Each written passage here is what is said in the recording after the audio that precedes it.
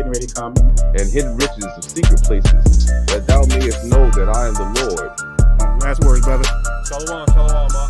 All right. Shabbat shalom. Shabbat shalom. All right, Yasharel, Shabbat Shalom. Shabbat shalom, Israel. Shabbat shalom. Praise that everybody is doing well on this holy Shabbat day. Pray that everyone's doing well on this holy Shabbat. Yep. Welcome the Brews on. God. Give you a few more seconds to get on and everything. That's right. Oh yeah, no, we got a really good lesson for you all and everything. We're going to be getting into the book of Enoch. All right. But before we get into the book of Enoch, let's look at the title. It says the lust that caused the fall of a nation. And now, brothers, this is one of those books. Enoch is one of those books, and we talk about it all the time, where you really have to be well versed. You really have to pretty much be off the milk and be a seasoned Israelite. That meaning that you're in these scriptures every day. You're practicing the laws and everything, because the book of Enoch reveals a lot of stuff, and it precepts all the other books. You name it, Ezekiel, Jeremiah, Revelation, it precepts all those. And, of course, the camps, they reject the book of Enoch, Jasher, Jubilees. And with that, on that note, that's why they don't truly understand the luminaries. This is why they're still going off the full moon and the new moons and all that stuff. Because if the camps truly understood the book of Enoch and Jasher and Jubilees, they would realize that mixing your genes with other nations is the greatest sin, and it's one of the biggest sins. That the reason why the Most High destroyed the earth in the first place, because of the fallen angels. God, what did they do? They mixed their seeds with the daughters of men. What was the result of that? Giants and wickedness. What was the result of that? Destruction. So we're gonna go to multiple precepts. Yeah, we're gonna go to multiple precepts to prove our point, not just in Jasher and Jubilees, but we're gonna go through all around the Bible and skip around and show you guys how fornication begets wickedness, right, and a fall of a nation. Yep. And also, it's just just letting you know what we're gonna be giving y'all and everything, building. But basically, before we go anywhere, before Brother Aton takes it over, let's go to Isaiah, because this is always the formula that we should be using to study these scriptures. All right, this is if you study this with this formula, you'll never go wrong. All right, as to studying the scriptures. So Isaiah 28, and I'm gonna start with verse 9. It says, "Whom shall he teach knowledge, and whom shall he make to understand doctrine? Them that are weaned from the milk and drawn from the breast." And verse 10 says, "For precept must be upon precept, precept upon precept, line upon line, line upon line, here a little, and there a little. For with foreign lips and another tongue will he speak to his people." So our people are scattered to the four corners of the earth. So this is why these other books like Enoch, Jasher, Jubilees, are the ones that most of our people reject. They precept other precepts throughout the scriptures. So that's how you know that they're accurate. All right.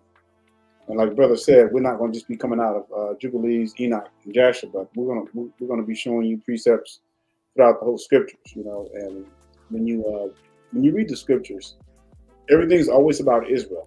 Everything is always about Israel and the Most High's covenant with Israel. Whether Israel is constantly going into captivity. It's like a constant hate-love relationship that goes on, but it's always been about the Most High and His people, right? Because He's never broke the covenant. We're the only ones that broke the covenant. So it's a lot. Our people really have to be patient and understand and let the Most High do His work, because even the things that are going on in Israel right now, this may be a beginning of a 20-year war. Who knows? Who knows how long this thing's going to last before, the Most High truly breaks them down and finally destroys them out of there. The Most High may allow this thing to go on for the next 15, 20 years. You know what I'm saying?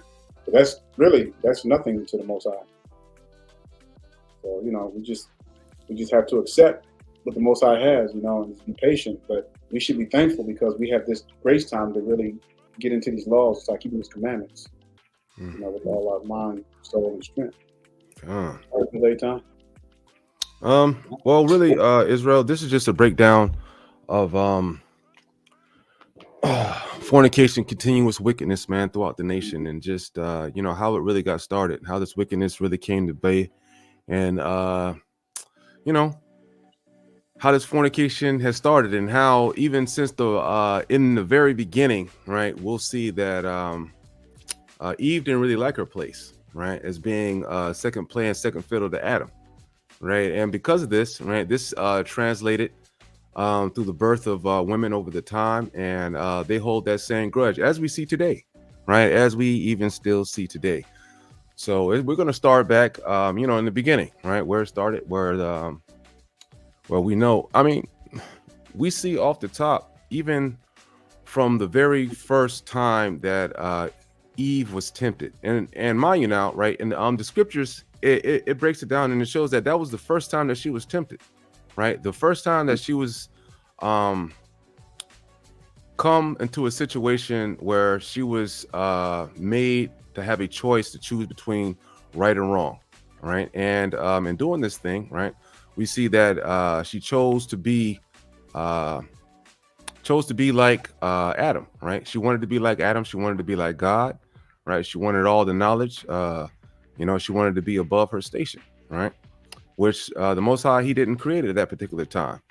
And we see that the angels took advantage of this, as well as we see that as the births of many daughters that came throughout the time, right? We see that the angels were able to come down and they were to subdue the women. That was weird, right? Because you're like, wow, how is it possible for angels to actually impregnate women, right? That's crazy, right? Because you have a spiritual body, and then you're able to actually come down and impregnate women. Let's start with our brother Dan. Do you have anything on top of your mind before we go to Genesis 6? No. I just wanted to make a comment what you said about the spiritual bodies. You would think, you would think, because the angels have a spiritual body, that, however, it's funny because we were talking about this yesterday. They had to do something in order to be capable of producing some kind of seed or something, to be able to create that. Because just thinking that in their spiritual body, their seed would probably destroy, the woman's egg, period. It's just amazing how they were able to do that and produce children on the earth. God, right? It's just absolutely amazing how that was able to happen. So we see here, right, we're going to start from the very beginning, right? Because, I know you guys, if you guys hear the little camp doctrines and all kinds of nonsense, right, they'll tell you, oh, no, man, the angels didn't come down and they didn't sleep with the women or none of this other stuff, right? We got to realize, how did wickedness first began on the earth, right? Man, Adam, right? He wasn't thinking of it. They came down, made swords, right? And, Adam, you just don't come off the top of your brain as that, I know I got to make me a sword. So I got to melt this particular metal down to a certain degree. I got to know where to mine it and find it at. I got to melt it up to a certain degree. I got to have a blacksmith. I got to beat it down. I got to mix other metals to it to make it stronger and all of these things, right? Every invention that we see today is predicated off the thought of another invention, right? It's nothing that just comes out of the blue, right? Out of nowhere, out of thin air, right? These are always, because our brains are receivers, right? Our brains are receivers, which is why we're able to receive things in our minds, right? Mm-hmm. And from the things that we receive, right, and the things that we learn, right, these are the things that we use to continue our civilization on. So we're going to start from the beginning here, right? It says, and there were giants in the earth in those days, right? Oh, Salakia. Right. Let's start at chapter 6, right? And it came to pass when men began to multiply on the face of the earth, and daughters were born unto them, right? That the sons of God, now we're not talking about Israelites, and we're not talking about the literal sons of God, because we're sons of God too, right? But we're talking about angels in this particular sense, right? And then we'll prove it as we continue to get these scriptures and these precepts. It says that the sons of God saw that the daughters of men that they were fair, right? Fair does not mean light skin, right? A lot of folks they look up fair. They oh man, that means light skin and this. No, that does not mean light skin. Fair just means beautiful, right? Or you're easy on the eyes, right? You're comely, you know, things of that nature. That's what fair means, right? So it says that the daughters of men, they were fine, right? They look good, right? And they took them wives of all they chose, right? Hey, brother Day, you got that precept of when the angels decided to make the you know, the pact together in the heavens, you know, before they come down. If you can pull that up in the background for me, and then we'll get there too. And it says, and the Lord said, my spirit shall not always strive with man, right? Which means that his spirit shall not always be against man, right? That there's going to become a time that our spirit and the Most High Spirit, we're going to be all one, right? As we know that we get those spiritual bodies, that we're not going to be able to sin no more, and we won't be a disappointment to the Most High God, nor to Hamashiach, nor to any of the heavenly things that look upon us, right? That's right. And it says that yet his days shall be 120 years. There were giants in the earth in those days, and also after that, when the sons of God came into the daughters of men, and they bear children to them, right? The same became mighty men, which were of old, men of renown. And God saw that wickedness of man was great on the earth, and that every imagination of the thoughts of his heart was only evil continually. And it repented the Lord that he had made man on the earth, and it had grieved him at his heart. You know, when the Most High, when he made man, when he made Adam, that also you know, caused the angels to go off when you really look at it, right? Because the creation of man in itself with Adam and Eve, right? And I guess the act of having sex, right? Or whatever it is, right? The act of procreation, right? That was the angels became enamored with that. That's right. Right? They became enamored with that. Like, you know, there's never a time that you see in the scriptures that the angels come down and they have and they change into a form of a woman. You've never seen that in the scriptures. They only become a form of a man, or, you know, some kind of animal or something like that, right? But never ever have you seen them you know, transform into a form of a woman, right? A woman was a new thing, right? The Most High, right? A woman was a new thing on the earth, right? That was something to keep Adam comfortable, right? Adam to give Adam a helpmate, right? To give him a helpmate, somebody for him to talk to on his lonely days, somebody to help him out with the trials and struggles, you know, that he would have to go through, right? Mm-hmm. Most High had created a woman for him, right? So we see that what? It repented the Lord that he had made man on the earth, and it grieved him in his heart, right? Brother Dane, before I switch up to another scripture, do you want to add in anything, brother? No, and I got those precepts too. Bring that up. Read that part where it says he repented again. And it repented the Lord that he had made man on the earth, and it had grieved him at his heart. Okay. Now I want to bring something out right there. Anytime when you hear the word repent, you know, repent just means to turn away or not do it again. So that means that the Most High is never going to do the same thing twice. God. All right. Just like with the flood, he said where it said that he repented of the flood and everything. That just means that he is not going to destroy the earth by a flood again. So I just wanted to bring that out. That was God. Are you ready to go to Enoch chapter 7? Yeah, Khan. You want to bring that on your screen, or you want me to switch to it? Khan, there we are. Yeah. Right. So yeah. Again, Shalom Israel. So we're going to start from the very beginning, and this is going to precept what brother was reading in Genesis, brother Eitan, and this is why I say, like, I love the book of Enoch, because it really fills in a lot of the gap in much details what the other books are already saying and everything, just like what brother was reading in Genesis. So this goes even further. So let's start at the very beginning. All right, let's start with verse 1. And brother Eitan, man, just jump in anytime. You know how we do. Khan. All right, Enoch. Another precept real quick while you're doing that, though. But Yeah, I'm with you up. All right. So let's start with Enoch chapter 7. And this is coming from the Sefer. If you don't have the Sefer, it's all right. Just follow along in the Apocrypha the best you can. All right, start with verse 1. And it says, it happened after the sons of men had multiplied in those days, that daughters were born unto them, and elegant and beautiful. Now, Pause right there. Hey, that's what we just was going over when it said fair. Yeah. Right? So so we can only imagine, like, we see beauty today and we think, oh man, some of these women are beautiful, but I don't think anything can compare, what was created, in the very beginning, and with the closest to creation. All right, verse 2. And it says, and when the watchers, the sons of heaven, beheld them, they became enamored of them, saying to each other, come, let us select for ourselves women from the progeny of men, and let us beget children. Now, here's the leader of the group. His name says, then their leader, Shalmaneser. Yeah, Shamyaza. It's pronounced differently in some cases. Shamyaza said unto them, he says, I fear that you may perhaps be indisposed to the performance of this enterprise, and that I alone shall suffer so grievous a crime.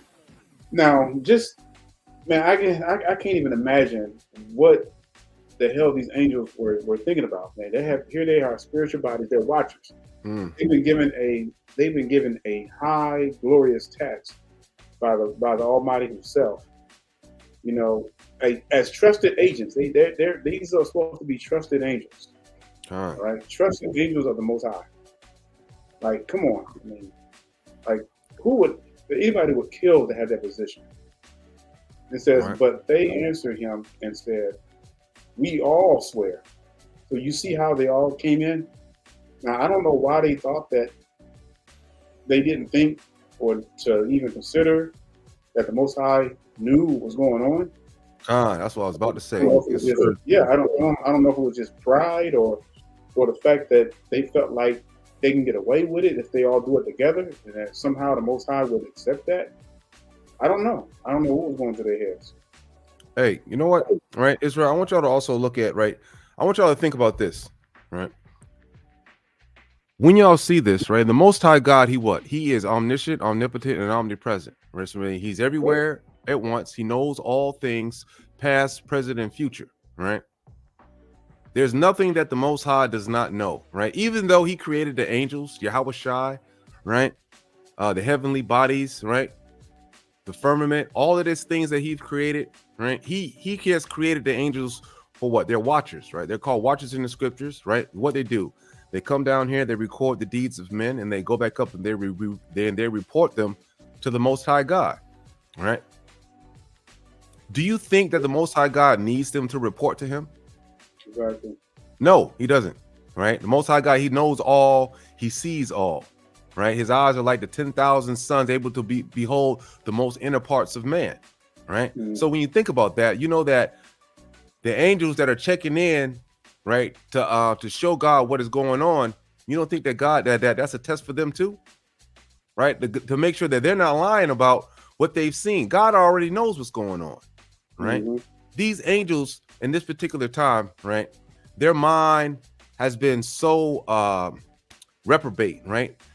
Their mind is reprobate now that they even believe that the Most High God has no idea that they're about to make a pact to go down to fornicate with the women on the earth, right? Imagine that, right?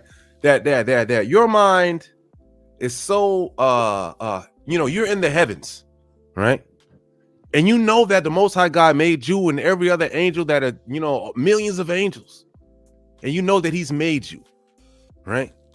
You know that He has the power to do all things and to know all things. You have seen all the things that the Most High has done, right? For how many thousands of years, who knows, before the earth was created, that they've been there resting with the Most High God. That they believed at some point in time that they could form a pact among themselves that the Most High God, He wouldn't know. See, when you watch the Most High God, He will let you do these things and to destroy yourself because He wants you to follow Him willingly. So the Most High God, He sat back and He let these fools just what? Let them go ahead and get ready to to get banished with chains, right? You know what I'm saying? So we're going to continue to read and see how, because this is how the Most High, this right here is how the Most High is. He's not going to sit down like He loves. You know what? It's unfortunate, right? But when you look at this, And you see how the Most High just let them hang themselves, right? But does he do that to Israel? No.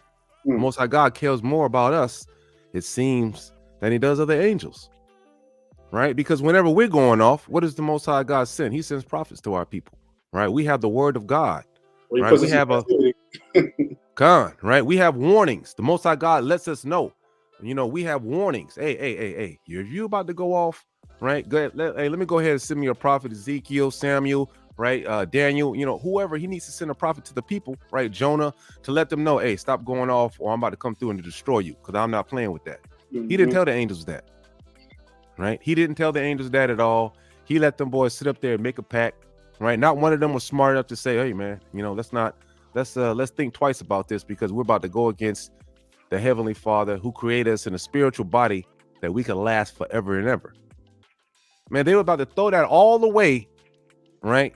Just at the just for the chance to go down and sleep with some women and to make your own seed, right? I believe that it wasn't so much about sleeping with the women as it was making them their own seed, right? So they could have their own sons that they've made, right? Because the angels in heaven, we see that God has made them by numbers. It's not something that they go around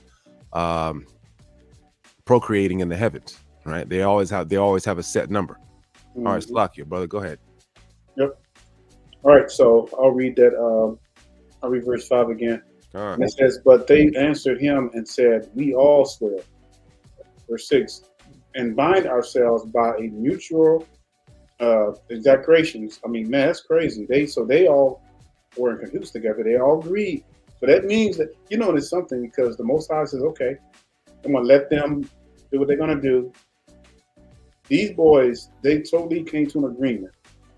So whatever punishment is coming to them, they have no excuse. They have none whatsoever. They can't go back and say this was an unfair trial or whatever. They're gonna have to take the whooping, and this is what it is. And bind ourselves by a mutual expression that we would not change our intentions. You hear that? That we would not and change our intention.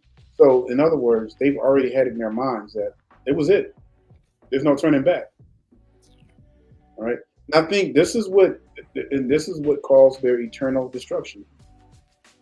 It says, but execute our projected undertaking. Then they swore all together and all bound themselves by mutual expiations. Their whole numbers was 200, who descended upon Ardis, which is the top of Mount Hermon. That's crazy.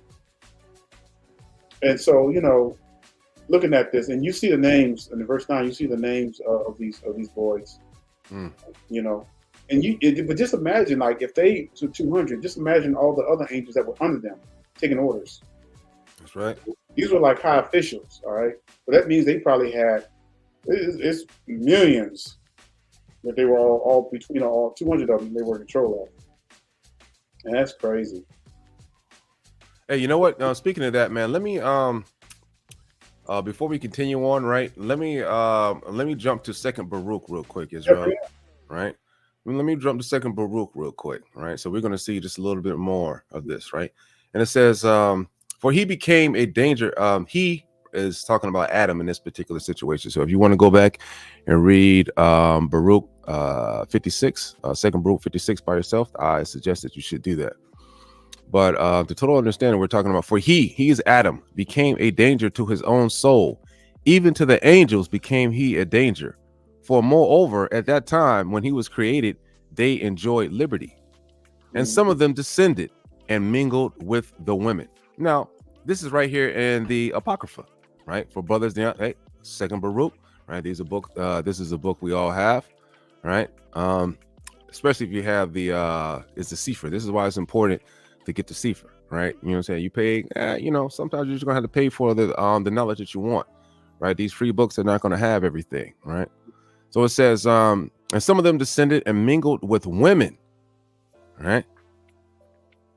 And then those who did so were tormented in chains. But the rest of the multitude of angels, of which there is no number, restrained themselves.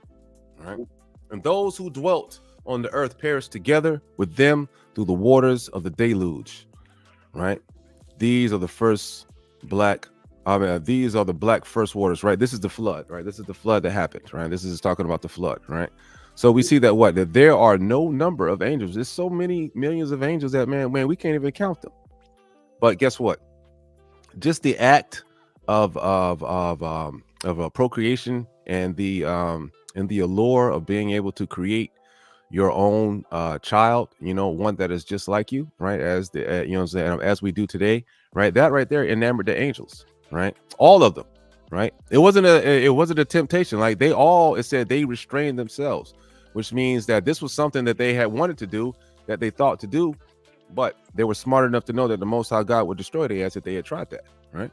And just to show you the level of wickedness, this is leading up to the flood right here, Jasher chapter 4 and verse 18.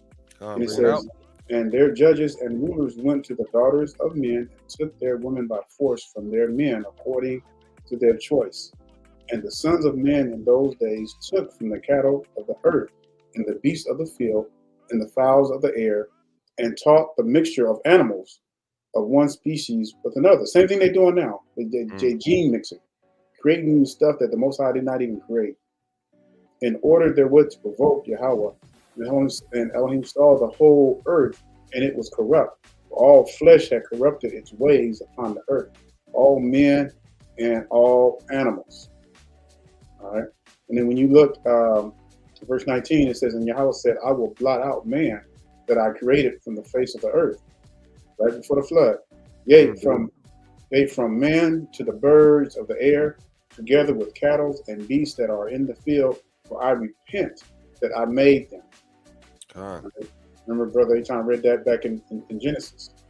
Right. Hey, dealing with the flood, off topic. I just had a discussion about this with somebody. It was like, hey, well then, where are all the dinosaur animals that were in the earth at those times that were in the water, right? Now you got to think about it, right? If an animal, let's say for example, you had like a whale or whatnot, or some kind of, dinosaur animal, right, that was in the waters, and it stayed at a particular sea level, and that's where it survived at. Now, if I were to add, 7,000 more, more water on top of that, right, that animal's going to get crushed, right? Okay. It's going to get crushed because the more water you add on top of it, right, the heavier it's going to get, right? It's not like they're going to survive that thing, right? So it says that we had waters all the way up to the mountaintops, right? Covered the mountain. You couldn't see not a stitch of land. No, you couldn't see Mount Fuji. You couldn't see any of these things. No, Mount Sinai. You couldn't see none of this, right? All of the every single thing was covered. It was nothing but water as far as the eye could see, right? It was all covered up. Salakia, right? And so, that was just to be the reason why you wouldn't have, animals still existing in the waters when the Most High said he was going to destroy everything, right? Mm-hmm. How would they know that it's raining? I mean, they would know that it's raining, but it's not like they're going to all of a sudden going to adjust their level of death when all the food that they're eating is on one level of the seafloor, right? One thing I wanted to bring out as well, right? Which is a little bit different that I wanted to discuss, because people are wondering, well, how is it possible for angels to go down and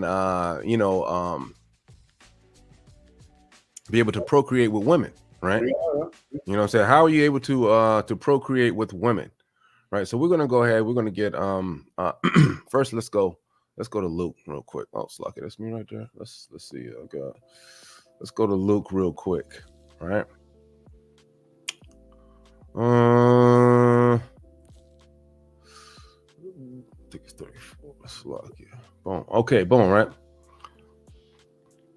Now. So I'm just going to start small right here, right, and then we're going to continue to build on this particular point, right? It says, and Jesus answered them, and Yahweh answered them, said unto them, the children of this world marry and are given in marriage, right? Because this was a question that the Pharisees and the Sadducees, they had decided, which are our own people, had decided to ask Hamashiach. Saying they were trying to trip him up, saying, hey, so what happens after you die? If this one woman had 7 husbands and she didn't have any children by any of these husbands, which of the 7 husbands gets the wife when they die, Mm-hmm. right? And so this was just an explanation of how Mashiach was putting forth towards the people, right? Towards the Sadducees and the Pharisees and those who were listening, explaining that when you die, when the new kingdom resurrects, right? When we are in the kingdom of the Most High, we're not going to get married or any of that other stuff, right? It says, the children of this world marry and are given in marriage, but they which shall be accounted worthy to obtain that world, which is the next world that we have to come, right? And the resurrection from the dead neither marry nor are given in marriage, neither can they die anymore, for they are equal unto the angels and are the children of God, being the children of resurrection, right? So let's go to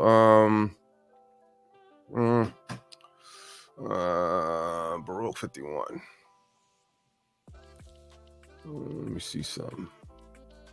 Oh, word. I like that. I can do it like this. Okay, so we're gonna go to Second Baruch 51, right? And then we're gonna give you a little. Let me see. We're gonna give you a little more information about how this, how the bodies are, right? And so we're gonna read this. We're gonna start at verse 9, and it says, "And time shall no longer age them." Right. This is okay. We'll start at verse 8. "And they shall behold the world which is now invisible to them, and they shall behold the time which is now hidden from them." Right. And we just read in Luke talking about the world thereafter. Right. And so this is that particular world that we're discussing here. And it says, "Time shall no longer age them." Right. "For in the heights of that world they shall dwell, and they shall be made like unto the angels." Right. So we're going to be made like the angels. Right. The spiritual bodies are going to be similar to the angels, like the angels, and be made equal to the stars, right? "And they shall be changed into every form they desire, from beauty into loveliness, from light into splendor of glory," right? "For there shall be spread before the extents of paradise, and there shall be shown to them the beauty of the majesty of the living creatures which are beneath the throne, and are the armies of the angels, who are now held fast by my word, lest they should appear and be held fast by a command, that they stand in their places till their advent comes." Right. Well, what I wanted to concentrate on is say, "And they shall be changed into every form they desire, from beauty into loveliness." Right. So what does that mean? If you're going to be made equal unto the angels, what are the angels' abilities? What are they able to do? They're able to change it into every form they desire. Right. So if an angel wants to transform into a man, as we've seen the two angels that were men, right, that came into the house of old boy during the time of Sodom and Gomorrah, right? They were men there, right? 100% probably with all working body parts, right? Everything's working like it should be, right? Now, of course, since they're angels, right? Their spirit is different, right? Because their spirit is that to be lasting forever, as long as their flesh is also supposed to last forever, right? Because they have spiritual bodies and they can change to whatever shape they want or whatever. It's nothing like we are today, right? Like how the humans are made today, with this very frail human beings that we are today. We can't change shapes, right? We can't do whatever thing we want. We can't change from light into the splendor of glory or any of that stuff, right? So we got these regular stinky human bodies that if you don't hey man, you work out too hard, you sweat, man, you're gonna end up stinking. You gotta take poops, you gotta pee, you gotta do all kinds of annoying stuff.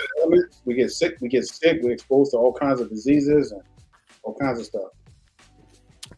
Right? But we see the spiritual bodies, right? The spiritual bodies, we have the ability to transform, right? Which is the same thing as the angels, right? The angels, they have the ability to transform to whatever they want. But I'm not trying to be vulgar here, but for them being angels, we know they probably got super sperm. It just is what it is. All right. And because of this, they were able to make giants on the earth during those particular times. All right, let me switch back to Brother Daniel's screen so he could bring out those scriptures that we were dealing with earlier. Right, I'm gonna let him continue reading. I'm gonna go back. No, I'm done with those. I just wanted to, unless you got something you want to bring out on those scriptures. No. I was saying we'll continue reading where they had made that pact. Okay. Go back right quick.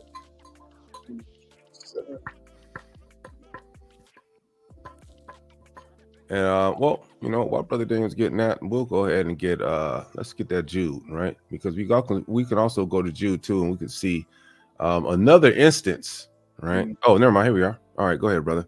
No, what's up? Yeah. So no, go ahead and bring it out, brother. All right, come on. I'm gonna go to Jude, right? It only has one chapter in Jude. And I really don't understand why people don't believe this situation, right? Mm-hmm. Fornication is heavy amongst our people. I mean, to the point that the angels even came down, right? And that'll let you know one thing, Israel. What do you not have in heaven, right? What is it that you do not have in the kingdom of God, right? In the third heaven, there's no women, right? If there were women, we should have made that a quiz. yeah, you're right, Khan, right? If there were women, they wouldn't have to make a pact to come down to sleep with the daughters of men. Yeah. Right. Everything in the heavens, it's male attributes, right? So let's go ahead and bring it out. All right. It says Jude chapter 1, we're going to start in verse 5. It says, I will therefore put you in remembrance, though you once knew this, how that the Lord, having saved the people out of the land of Egypt, afterward destroyed them and believed not. Right? Oh man, hey, that's crazy, right? It says, though ye once knew this, means that, man, even in the future, right? How we are today, right? Our people, we barely remember that the Most High God saved our people out of the land of Egypt. It's like a fairy tale, right? But it said we once knew this. Now people, they don't know that. It's like, did it happen? I mean, I don't know if it happened. It could have been a story, right? Though ye once knew this, how that the Lord, having saved the people, our people, right, Israelites, out of the land of Egypt, afterward destroyed them and believed not. And the angels, which kept not their first estate. All right, Israel, what is their first estate? Write it down on the comment board, right? What is the angels' first estate? What's their original estate? What's he doing? Right. But left their own habitation, he hath reserved in everlasting chains under darkness unto the judgment of the great day. Now, didn't we just read that same thing in 2 Baruch 51? Right? I mean, it's like 2 Baruch 56. Right? We literally just read that in 2 Baruch 56, Israel. Let's go back and see that real quick, right? That's the exact same thing. I got it right. Watchers. Khan, right? Yep. That was their first estate. Right. And it says, and those did, right? And verse 13, right? It says, and then those who did so were tormented in chains. Boom. Let's go back. What did it say right here? And the angels were kept not their first estate. Khan, all praises to the Most High. Righteous, that's right. Heaven. That's right. The third heaven. That's more accurate. All praises to the Most High, Israel. Right? And the angels, which kept not their first estate, but left their own habitation, he hath reserved in everlasting chains under darkness unto the judgment of the great day. Right? Those are two precepts to say the exact same thing right there. We know that they're locked up in chains. God has some kind of other dimension out there, right? That he got these clowns locked up. Hey, you want to come down and you want to see what the men are doing and you want to take part when you're a heavenly being? Yeah, I got something for your ass. Come on over here. You know what I mean? You in chains. Imagine how many thousands of years that they're locked up in chains, right? They only messed up once now. Just like Adam, he only messed up once and got kicked out of the garden. One time. The Lord is not playing. Yeah, I mean, like, I want y'all to really understand how the Most High is, right? He don't play about disobedience, right? You don't even understand how lucky we are to be able to repent, and we have the blessing of the remission of sins. No other entity in the whole existence has that ability. When those angels made that, when they were in their first state, their habitation, heaven, and then being as watchers as their title, they only got one chance, because you got to understand this, bro. They were held to the highest standards. They were directly under the Almighty, and like, to me, it's like, think of a general making a decision, do something that was very wicked. All right, you think they're gonna go light on that general? Absolutely not. The general's going to get the highest punishment. Why? Because he is in a position where he controls a lot of people. So these watchers, all right, they had a they had a one responsibility. I mean, to basically just protect, watch. They were supposed to report all the stuff of men, but what did they do? They totally went against the Most High. They came down and wanted to have children of their own. Whether they looked upon men and be like, hey, you know, they got, and look what the Most High did with them. And how can they? These human beings are less than us, and how can they? How is it that the Almighty is blessing them to have children, bear children? They wanted that, but man, I mean, they had way more though. You know, it's mind blowing, Israel. How they just went off like that.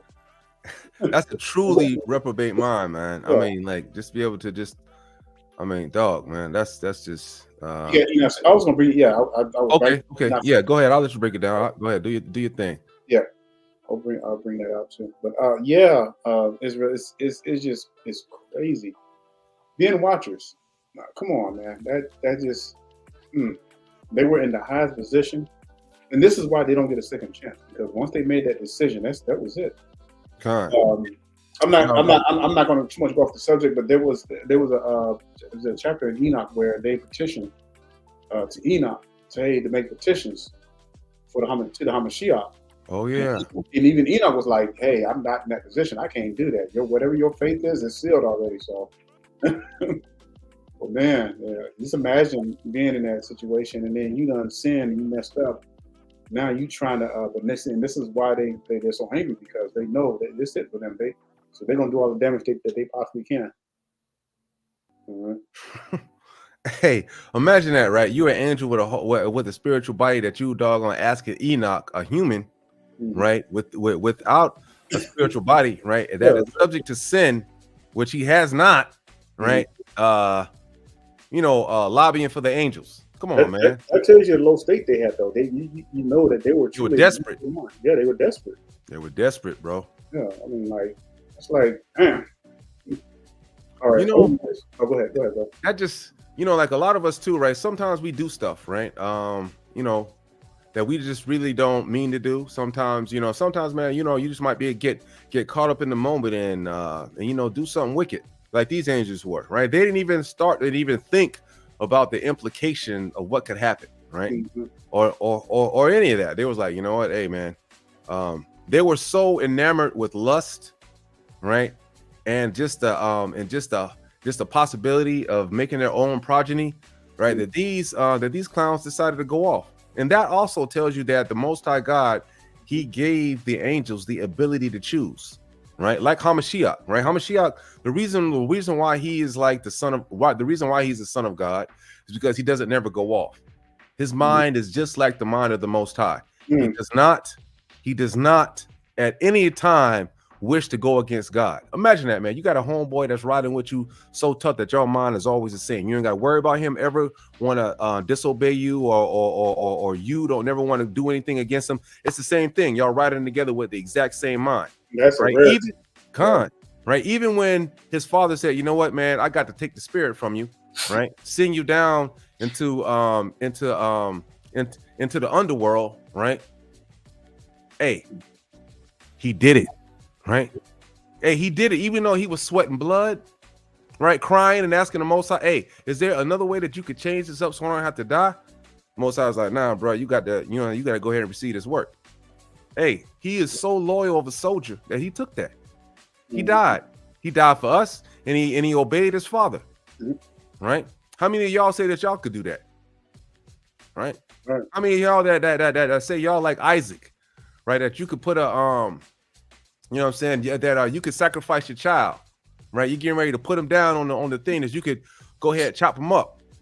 Yeah. How many of y'all gonna do that? Yeah. And it wasn't like these watchers. It wasn't like these watchers all of a sudden they just woke up. Well, I ain't gonna say wake up, but I'm just saying that all of a sudden they just decided, oh, we're gonna go. This probably been going on for years. I mean, years to years. They've been thinking about it. You know, jealousy, lust. Everybody's mind is all planned into action here, and they're watching the creation right before their very eyes of man and woman being able to bear children, or woman being able to bear Adam's children. Hmm. And they're probably like, if they would have just been humble and been like, we're gonna accept what we are, not spiritual bodies. This is our, who knows what the Most High would have blessed them with years and years, from then. Who knows? They just would have been faithful and just stayed in their positions. God. It's man, it just so that goes to show you, you got angels with spiritual bodies, and if they can go off like that, man, But it's let you know that what's going to happen when we get to the next kingdom, right? Exactly. You're going to have the ability, right? You're not going to sin, right? You're not going to want to sin, even though you can do it. The Most High, the Most High don't make robots, right? What use is that? You know what I'm saying? Anybody can make a robot. Most High, right? He wants you to follow on your own accord, right? That's what makes you valuable to the Most High God, right? He created you with His Spirit, right? Give you life, boom. And from that life that He's giving you, right? You can choose anything you want, right? Mm-hmm. But in reality, there's only two choices. Yeah. Either obey or die, right? This is why we're gonna have a powerful government set up. We're gonna have the 144,000. You're gonna have the 12 disciples, 12 apostles. We're gonna have 24 elders. We're gonna have a setup.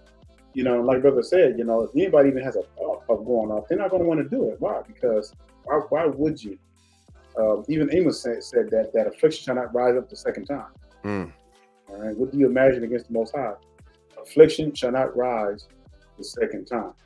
But that's an amazing God we have, you don't think so?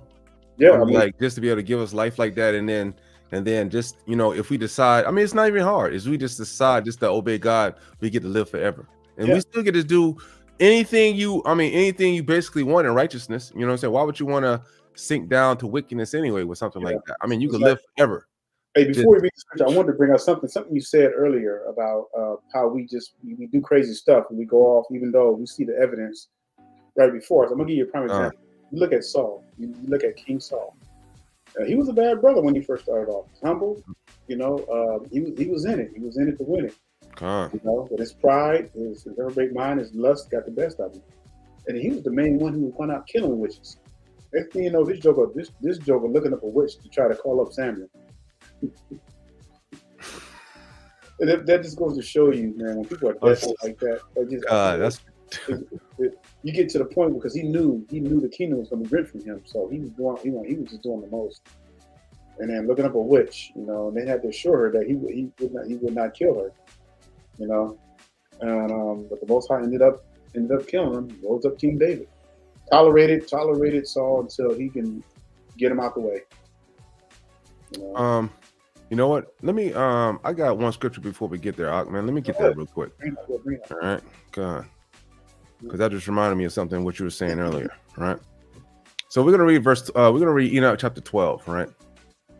It says, before all these things, Enoch was concealed, nor did any one of the sons of men know where he was concealed, where he had been, or what had happened. He was wholly engaged with the holy ones and with the watchers in his days. I, Enoch, was blessing the great Lord and the King of peace, and beheld the watchers called me Enoch the scribe. Then the Lord said to me, Enoch, scribe of righteousness, go tell the watchers of heaven, who have desired the lofty sky and their holy everlasting station, who have been polluted with what? With women, and have done as the sons of men do by taking to themselves wives, who have been greatly corrupted on the earth. Now, this is what I was bringing out before, right? And on the earth, they shall never obtain peace and remission of sin, for they shall not rejoice in their offspring. They shall behold the slaughter of their beloved, shall lament, which means sorrow, for the destruction of their sons, and shall petition forever, but shall not obtain mercy and peace. Imagine that, Israel. He said that the Most High is going to keep them alive forever, right? There is no death. You're going to get tortured forever for going off against the Most High. Can you imagine that now? The only being in existence, Israel, that is able to get the remission of sins is Israelites, seeds from the sons of Jacob. Right? That's something powerful that we have to recognize. Right? Greater than the angels, greater than anything else that is on the earth. Right? And in the third heaven, because they can't repent of sins, as we see what happened to them. The Most High gonna beat them down forever. Right? After they get locked up from the chains that are in darkness, it says in the Revelation that they're going into the lake of fire. Hey, read the last part of verse 5 again, which says, I'll read it. It says, and their holy everlasting station, who have been polluted with women. Have been what? Have been polluted with women. Now bring that precept out that you was at, right? Now we can go with that. Now, who like before we go there, like when you look at the day and you look at the most polluted, most used for wickedness. I mean, it's just obvious, Israel, and it's sad. I hated that it's that way, you know. But this is since the beginning of Eve, that Eve spirit that has went through all the women since then, you know, wanting to be out of their natural space. How long is this chapter right here? Got something else. This is when the boys was I think it's 14. See, 14 or 15 when he was petitioning the angels. Would you know what you were saying earlier? Yeah, bring it up. Let's read a couple of verses of this, right? It says, this is the book of the words of righteousness and of the reproof of the watchers, right? What does the reproof mean, right?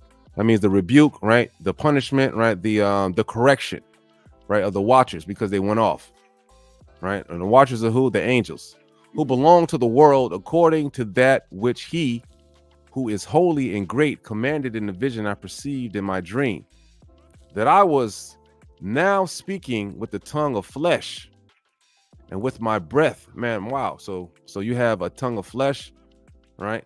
I was now speaking with a tongue of flesh and with my breath, which the mighty one has put into the mouth of men, that he might converse with it and understand with the heart, as he had created and given to men the power of comprehending the word of understanding. So has he created and given to me the power of reproving the watchers, the offspring of heaven.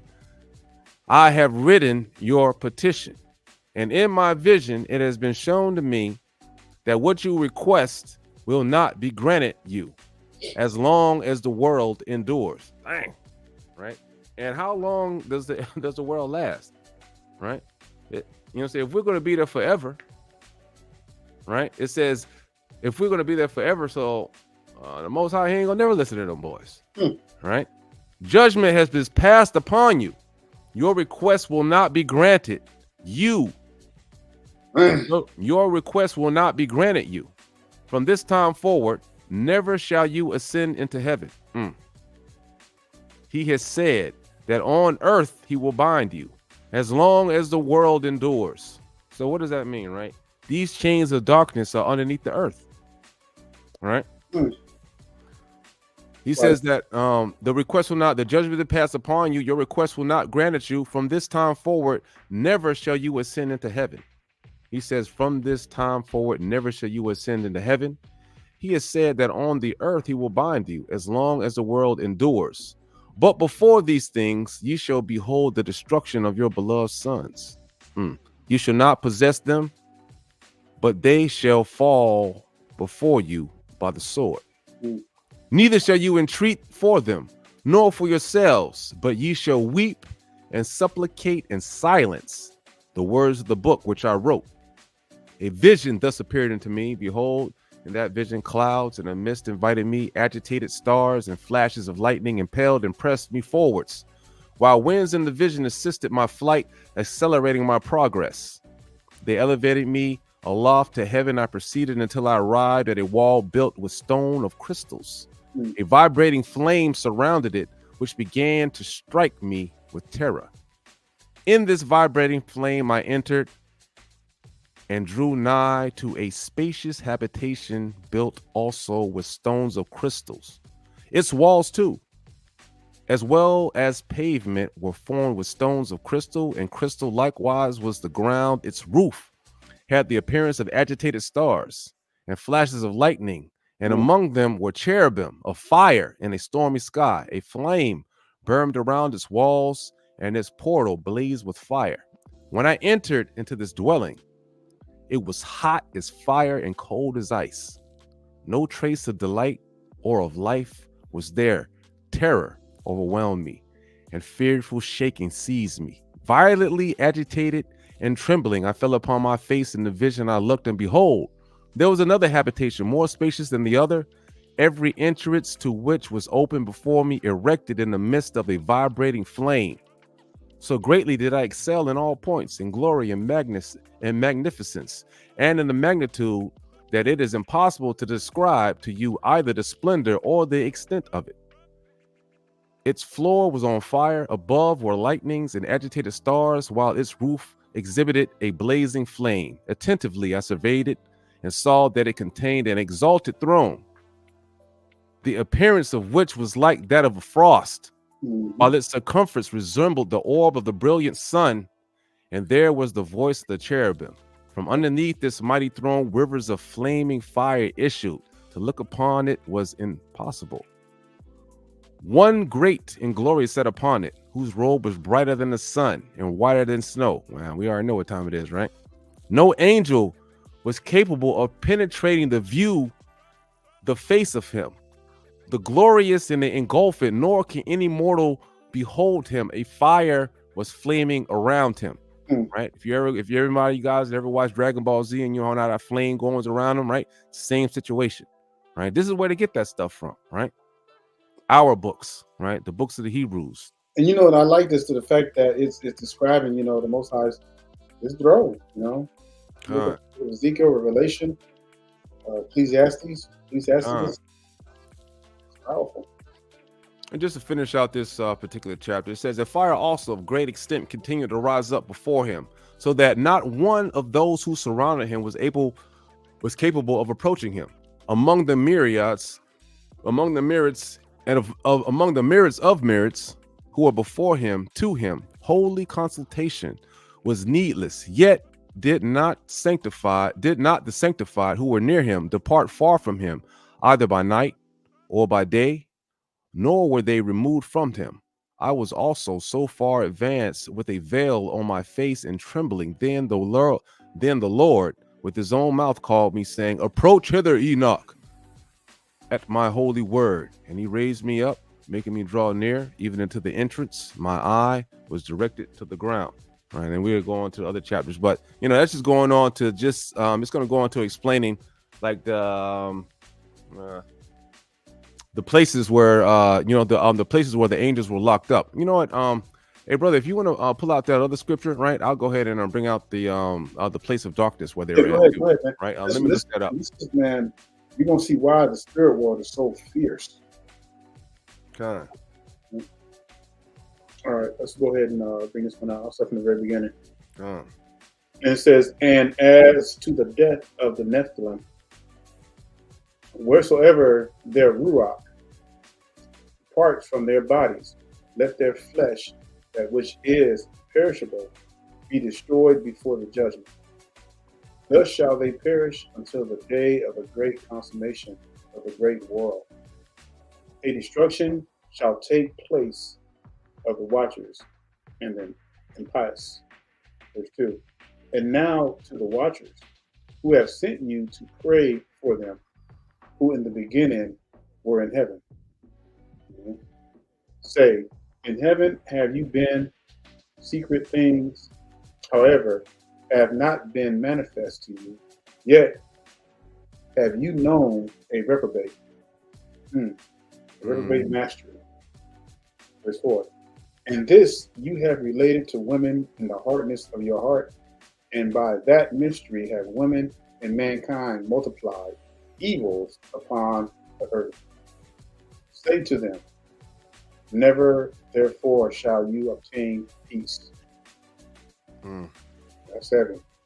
You know what's heavy about that too, right? It says, "And this you have related to women in the hardness of your heart," right? Remember when I was telling y'all when we first started this, when me and Brother Daniel was going over Eve, right, and her feeling in the garden, pretty much why she decided to eat the fruit, right? Why she decided to eat the fruit that the serpent had given her, right? That was the hardness of her heart. Yeah. The hardness of her heart. But not only that, but peep this though, the fact that she was willing to seduce Adam, knowingly what would happen to Adam. Now, I want you to I just want you to fathom this in your mind.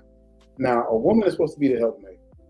All right. Now, if a woman, she messed up, like, hey, Adam, I messed up. I did something that I shouldn't have done. I disobeyed you. I disobeyed the Most High. That should have been that should have been the focus point right there. But she was convinced in her mind that a damn servant servant or whatever it was speaking to her, but she was convinced in her mind that she was elevated to a higher position. She was convinced. And so where do women get that today? Where do women get that mentality today that they can feel like they're elevated above the man? They don't need a man. Where does that spirit come from? That goes all the way back to that Eve gene. And it's been carried through our genetics, through the women's genetics, all these years from the very beginning of time. Because to convince yourself, even if you knowingly, willingly, and you're seducing Adam. And the thing is, Adam knew the deal. Adam knew it was wrong. But because he obeyed his woman, whether he was afraid that he would never get another woman, I don't know. I don't know what's going through his mind. But the fact that he obeyed his woman over the Most High, that was the ultimate sin. Mm-hmm. And that's why he was kicked out, could not return. And what do we do today? A lot of men fail because of the same thing. Because the lust of a woman will get a man sent to the pit. Look what it did to the fallen angels. God. The Watchers. That's I'm pretty sure the Watchers didn't take it. I'm pretty sure they went willingly, right? They went willingly. So let's let me see something, right? Let me think. The scripture I want to get is really in Enoch 10, right? But I also wanted to bring it out. It says, great was their joy. They blessed, glorified, and exalted. Slock it, right? We're starting at 37. We're going to go down to the end. It said, great was their joy. They blessed, glorified, and exalted because the name of the Son of Man was revealed to them. He sat upon the throne of his glory, and the principal part of the judgment was assigned to him. The Son of Man, sinners, shall disappear and perish from the face of the earth, while those who seduce them shall be bound with chains forever. Who are those that seduce them? Sons of man and the daughters of men, right? These are angels, right? Talking about the angels, the Watchers that fell, right? And we're going to go back to Enoch 10 in a minute, right? We're going to show the little spot that they were thrown in, right? It's not a good look. Hey, brother, you want to pull Enoch 10 up if you don't mind? Sure. I don't know which one it is in the Sefer. It may be 11 in the Sefer. I'm talking about the yeah, it should have like 29 verses on it. Mm-hmm. All right. Con. Slock it, Israel. And oh yeah, Con, right? And it says he sat upon the throne of his glory, and the principal part of the judgment, was assigned to him. The Son of Man sinners, right, shall disappear and perish from the earth. Shall disappear, while those who seduce them shall be bound with chains forever. According to their ranks of corruption shall they be imprisoned. With all their works shall disappear from the face of the earth. You're like what are their works? Like Azazel and them boys coming down, right? The fallen angels, they came down. Not only did they seduce women, but they taught men how to make instruments of war, swords, right? Breastplates, helmets, and things of that nature, right? Because they wanted to destroy the Most High's creation. They wanted to cause confusion, right? Turmoil on the earth. They didn't want God's creation to last, right? They didn't want it to work because they was like, you know what? How is it possible that the Most High made something better than us? He gave them their own habitation where they got fruits and trees, and they got women that could live with them, where they could just make children, right? and everything like that, right? It says, according to their ranks of corruption, right, shall they be imprisoned, and all their work shall disappear from the face of the earth, nor thenceforward shall there be any to corrupt, for the Son of Man has been seen, sitting in the throne of his glory. Everything wicked shall disappear and depart from his face, and the word of the Son of Man shall become powerful in the presence of the Lord of spirits, right, which is the Most High God. This is the third parable of Enoch. All right. Let's see. All right, Khan. Oh, you got it already? All right. Mm-hmm. Go ahead. I'll bring it out. This is what you're looking for right here. Okay, verse 16. Oh, give me a second. Let me just go look at something real quick. I just want to make sure I have this one. Let me see. Let me start with start at verse 6. Start in the beginning, I guess. Man. I'm We just, can read from verse 1. I'm just highlighting some more stuff. Khan, Salakia. If you want to, man, we could read it. Man, we could start with verse 1 if you want Let's to. go with verse 1. That'd be better. So because I don't want to get like I don't want to get like them those. No, I want them to see the whole content of it. Khan. All right.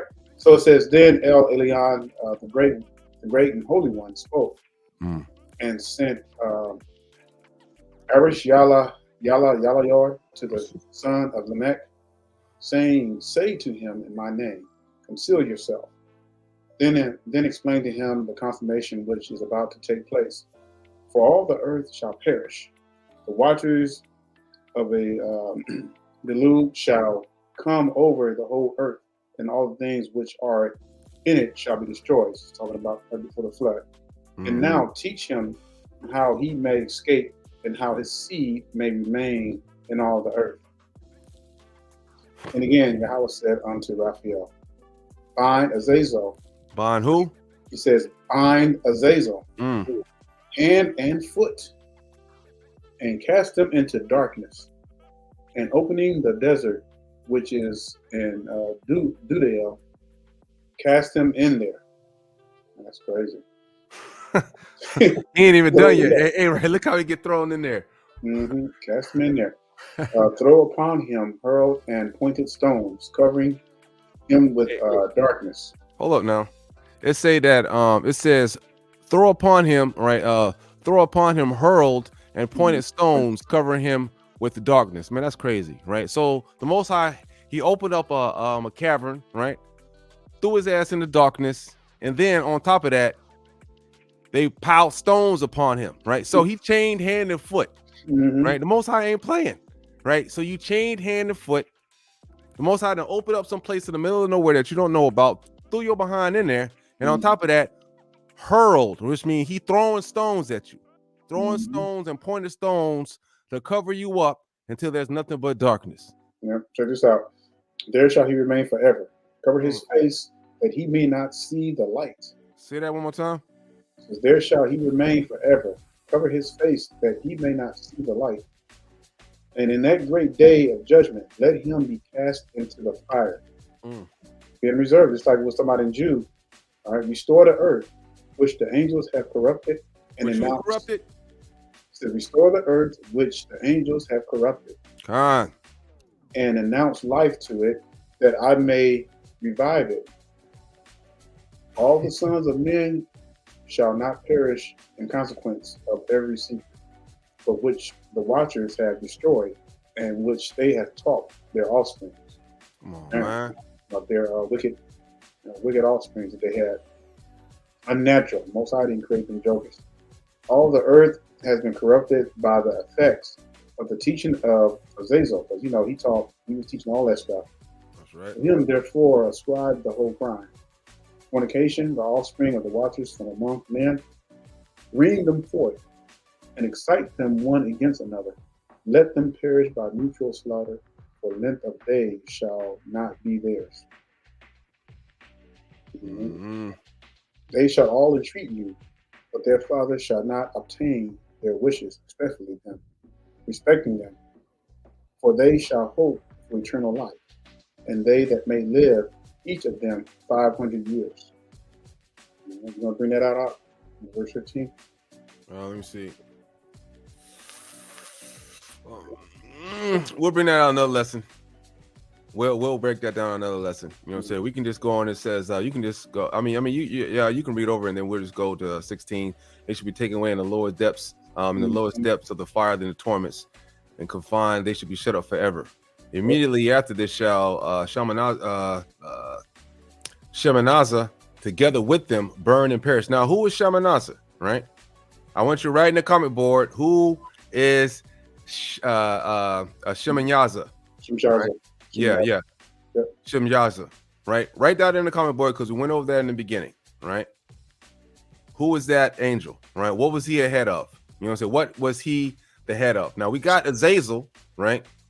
Part of the fallen angels. You know what I'm saying? He wants to go ahead and I think what's that? 68. Yeah.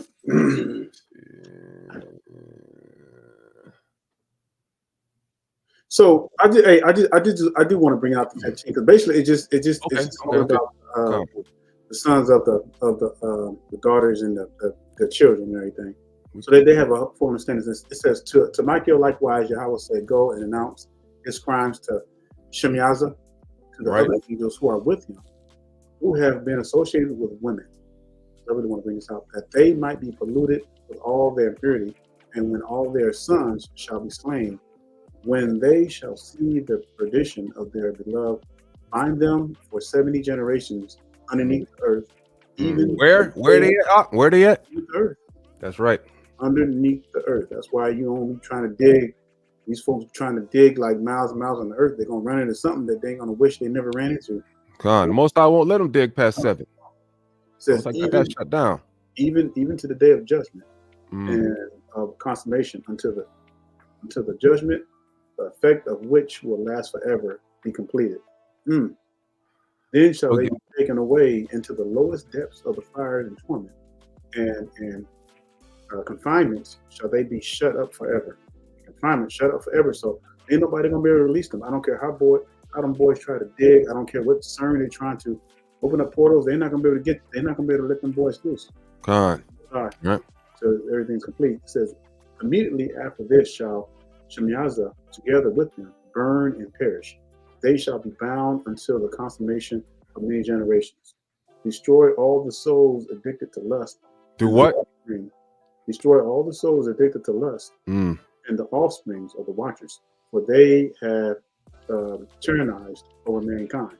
So eventually it's going to come to a point, because remember in Revelation it talks about how hell's going to swallow itself up and everything. It ain't going to be no more. It ain't going to be no more. But they're going to have to get that work. They're going to have to get that time.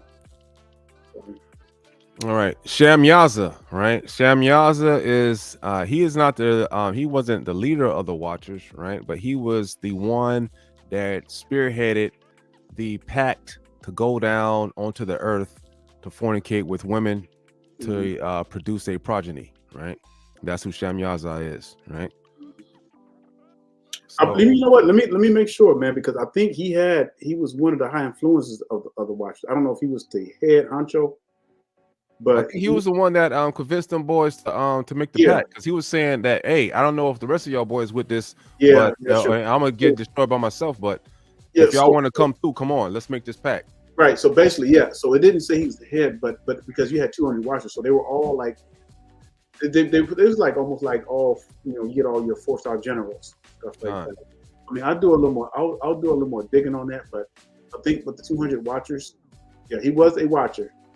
All right. He was one of the Watchers, but he was definitely the one, like Brother said, he was definitely the one that made the pact. Now, whether he was a leader of the whole, I don't know. I have to like really dig into that and see if there's a precept to back that up. Yeah, because he was like telling them boys in the first. What was the first precept? Hey, go back to the first precept that you brought out. Which one?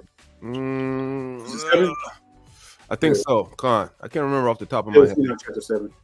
All right, Talking about.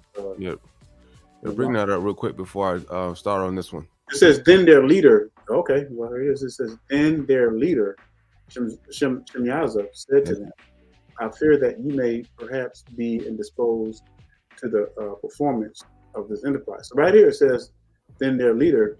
So he must have been the leader of the Watchers. Well, Oh yeah, Khan. Okay. I can agree with that. Right. You know what I'm saying? Yeah. He says, I fear that you may perhaps be indisposed to this performance. Means that they might not be in agreement with whatever the business that he's about to do. Right. This is why it's called the enterprise. Right. Yeah. He says, and that I alone shall suffer for so grievous a crime. Right. Meaning that, hey, Shamyaza was like, even though he was the leader, he was like, yo, bro, I wanna go do this. I want to go down there and I want to fornicate with some women. I want to make my own child up, make me some own children. Now I don't know if y'all boys is with me now, but because this is serious now. Now this is a grievous crime. Now they knew up top this was a grievous crime. Right? They want some of that action. They want some action. That's right. Man. Right. But then they was like, but they answered him and said, we all swear. They all was down with it. Once they saw how Adam was putting it down and the other men on the earth was putting it down with the women, they said they want a piece of that. And, I want to try it too.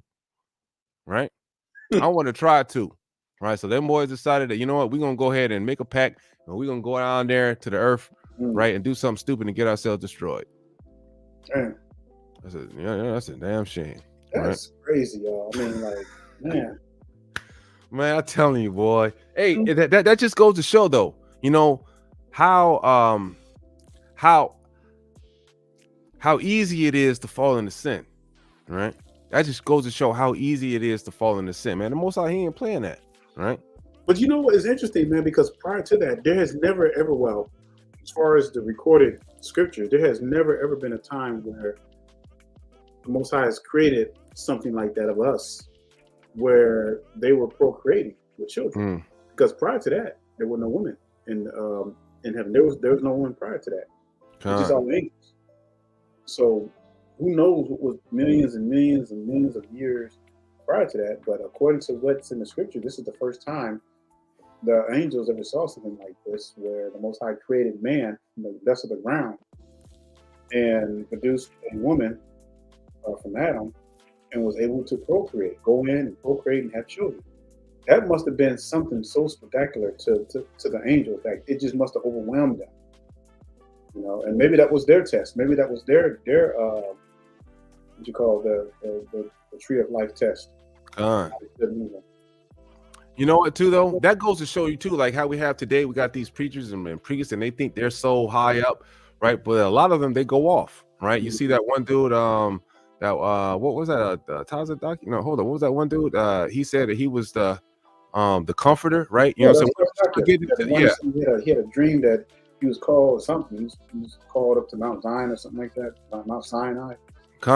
Or just like when people, like if you see sometimes you got people, they might work for a company for a long time, right? They working for this company for a long ass time, and next time you look up, right, they feel that they can do anything in the company now. All of a sudden, the rules don't apply to them. They feel that they can do this, or put the Timmy down on this person, or do things that is not really conducive to the business or lawful in that business to do, right? So this is a situation right here of how Shamyaza, right, of being the first watcher, right, that was created, the first angel, the chief angels that was created, how he felt that he was so close to God that he felt that he could, sure, the punishment is going to be great, but I think I can get away with it, right? It says, after this judgment shall they be astonished and irritated, right? For it shall be exhibited to the inhabitants of the earth. Behold, the names of those angels. These are the names. The first of them is Shamyaza. The second, now, Salakia, Israel, these names are going to be hard for me to pronounce, right? So, bear with me as I try to pronounce these things.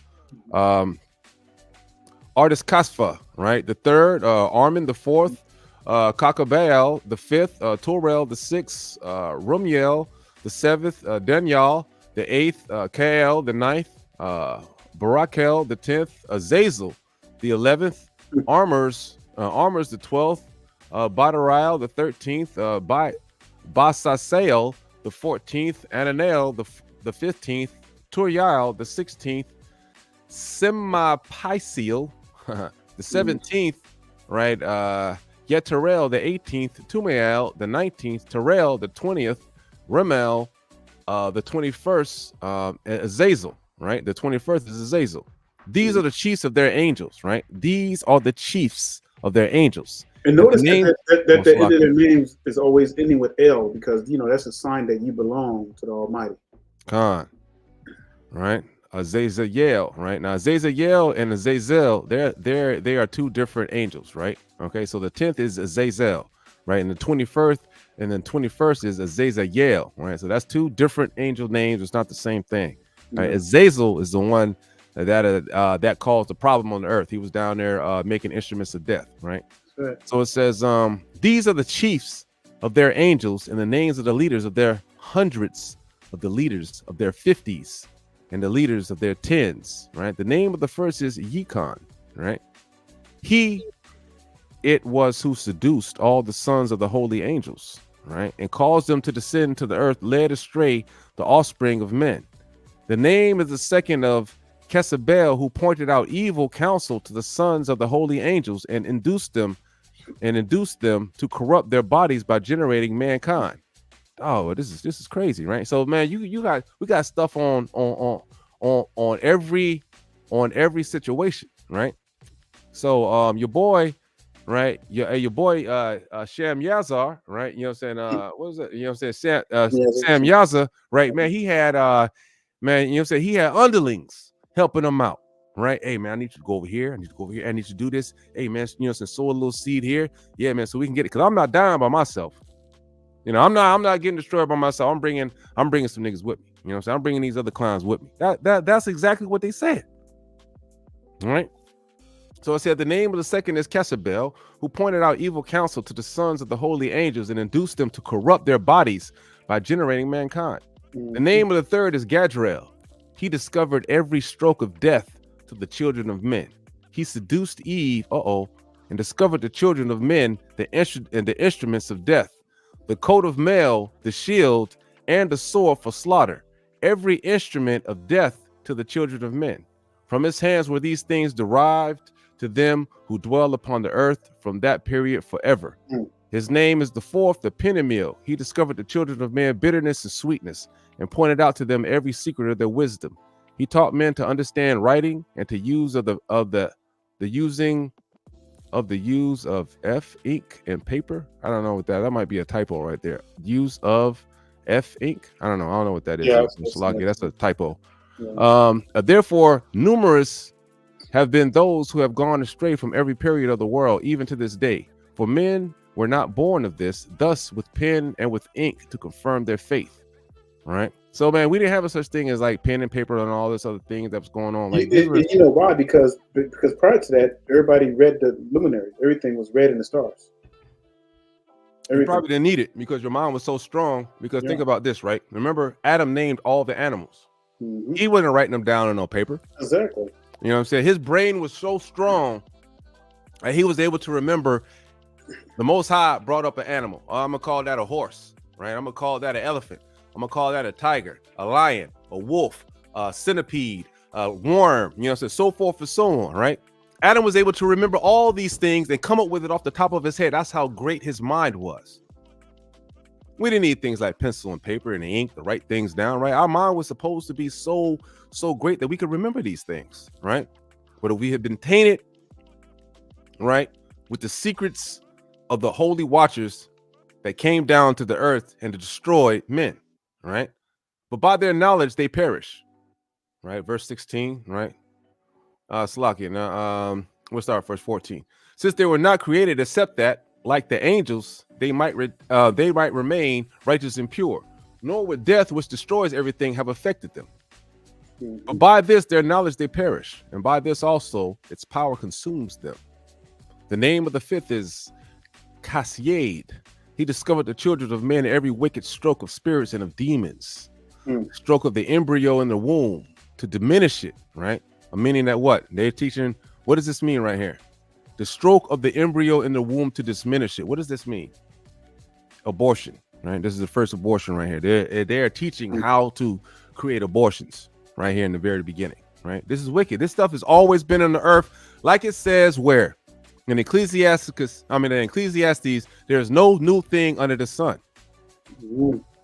There is no new thing under the sun. The stroke of the embryo in the womb to diminish it, the stroke of the spirit by the bite of the serpent, and the stroke which is given in the midday by the offspring of the serpent, the name of which is Tibeat. This is the number of the Kaspil, the principal part of the oath which the Most High dwelling in glory revealed to the holy ones. Its name is Becca.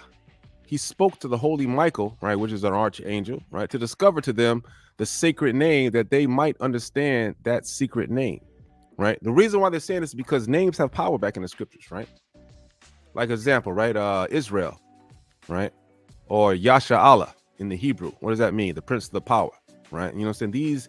These arbitrary names that we receive nowadays, right? They have no power, right? They have no real meaning behind them, right? They don't. They're just something you just make up and you want to name your children, right? Back in the day, right? The names that we used to give our children and the names we have, they all mean something. They have powerful meanings, right? Secrets to the names, right? Just like it says in what was that, the letter of Azariah, where it speaks about the power of the Hebrew language, right? The ancient Hebrew language is more powerful than any other language. It has power behind it, right? These are the languages, right? This is the language that they were using to create, right, things in the earth. That's God's language. Yeah. Is the Paleo Hebrew. And we only have bits and pieces. I don't even believe we have the true language that we're using prior to the flood, you know. God. If we did have it, oh man. It says, and the children might tremble at the name and the oath. This is the power of that oath, for powerful is it and strong. And he established this oath of Akai, you know, so by the instrumentality of the holy Michael. These are the secrets of this oath. By it were they confirmed. Heaven was suspended by it before the world was made forever. By it has the earth been founded upon the flood, right? While from the concealed parts of the hills, the agitated waters proceeded forth from the creations to the end of the world. By this oath, the sea has been by this oath, the sea has been formed, and the foundation of it. During the period of his fury, he has established the sand against it, which continues unchanged forever. And by the oath, and the abyss has been made strong and is removable by the station forever and ever. You know what I'm saying? Just going to show you that, you know, by whatever God says, it's going to happen. There's nothing that you can do about it, right? If God says the sun is going to go around in a circle, right, it's not going to stop until God says it's going to stop. Exactly. Right. Whatever the word proceeds from the mouth of the Most High God, it says what? It will not ever come back void. Mm-hmm. Right. So whatever he says, it goes. Right. Just like in the time where it was King Hezekiah, when the mouth of the Lord, you know what I'm saying, when the word of the Lord had shot forth and he commanded the sun to turn back. Right. That right there, turn back the sundial. The Most High reversed the rotation of the sun. Right? He has the power to do that. Khan. Right. This stuff is you know, come on, Israel. Right. A matter of fact, not even that, the Most High had forced the sun to stay still in one place. Right. When the battle of, you know what I'm saying, when they were in Azeron, right, when them boys said they're gonna beat down the what was this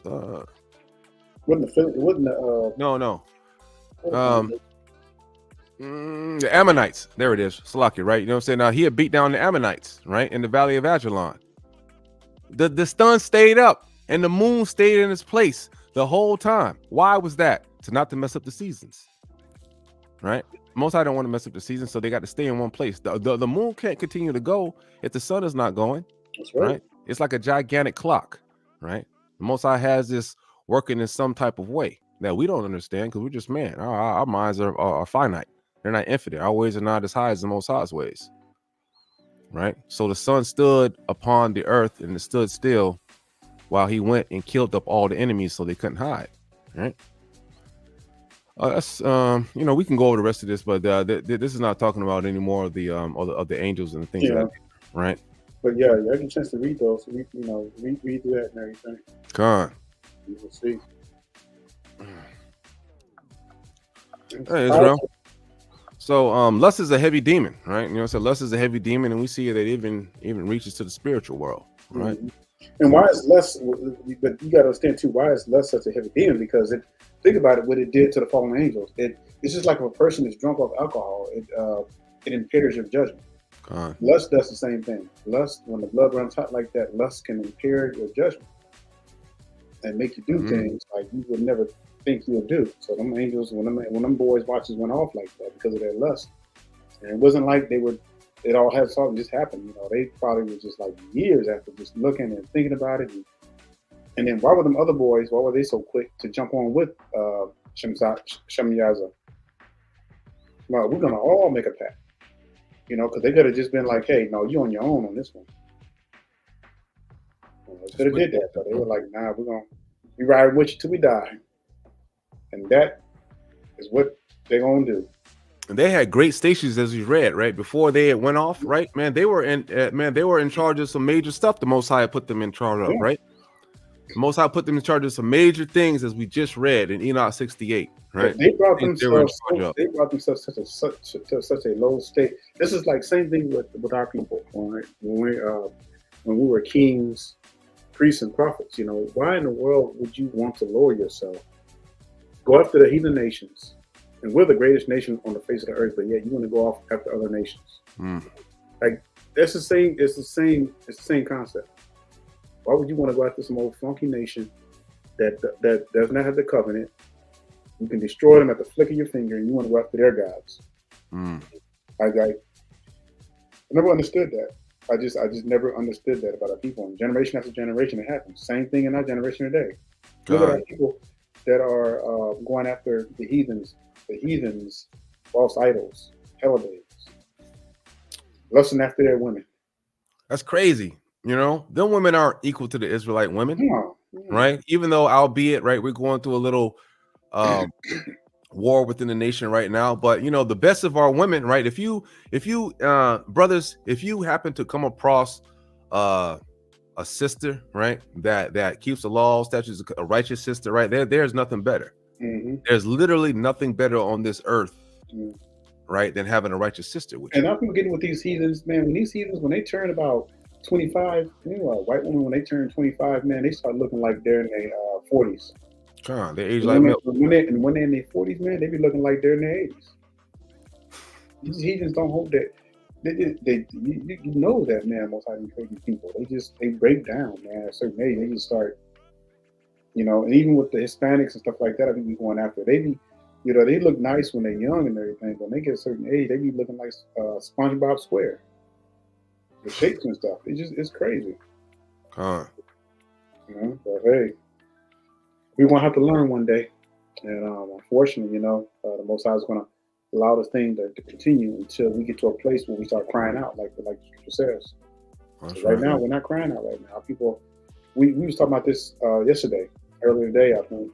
Our people are so far removed from the Most High as well. Like, you know how back in the days where like, when you heard the prophets, when they were speaking, they like heard the voice of the Most High, like if he was in front of them.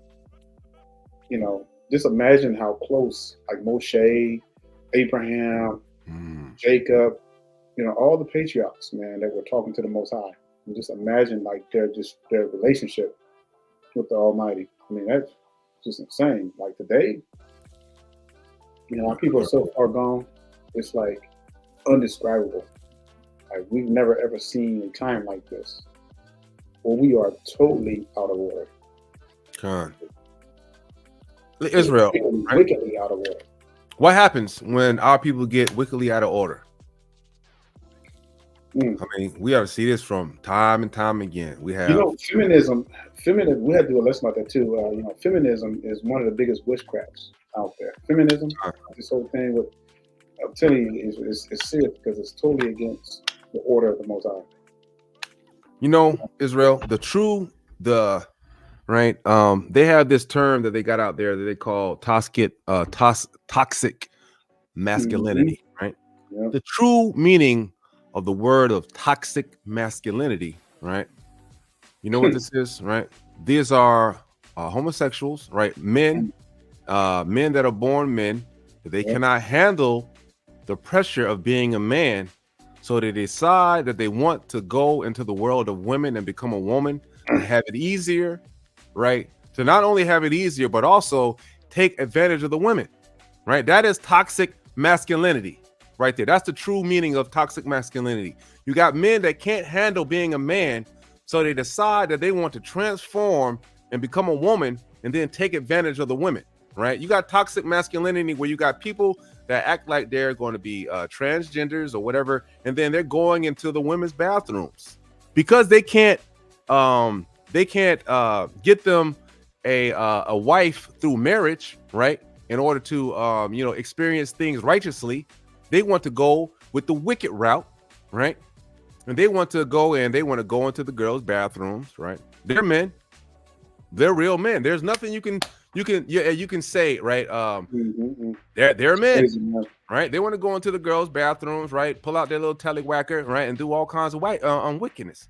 That is toxic masculinity, right? A man telling a woman, "Hey, put on some damn clothes before you go out." That's not toxic masculinity, right? A man telling a woman, "Hey, man, keep your legs closed before you get me." You know, say keep your legs closed until you're married. That's not toxic masculinity. That is the order of the Most High God. That's what prevents women, right, from not trusting men.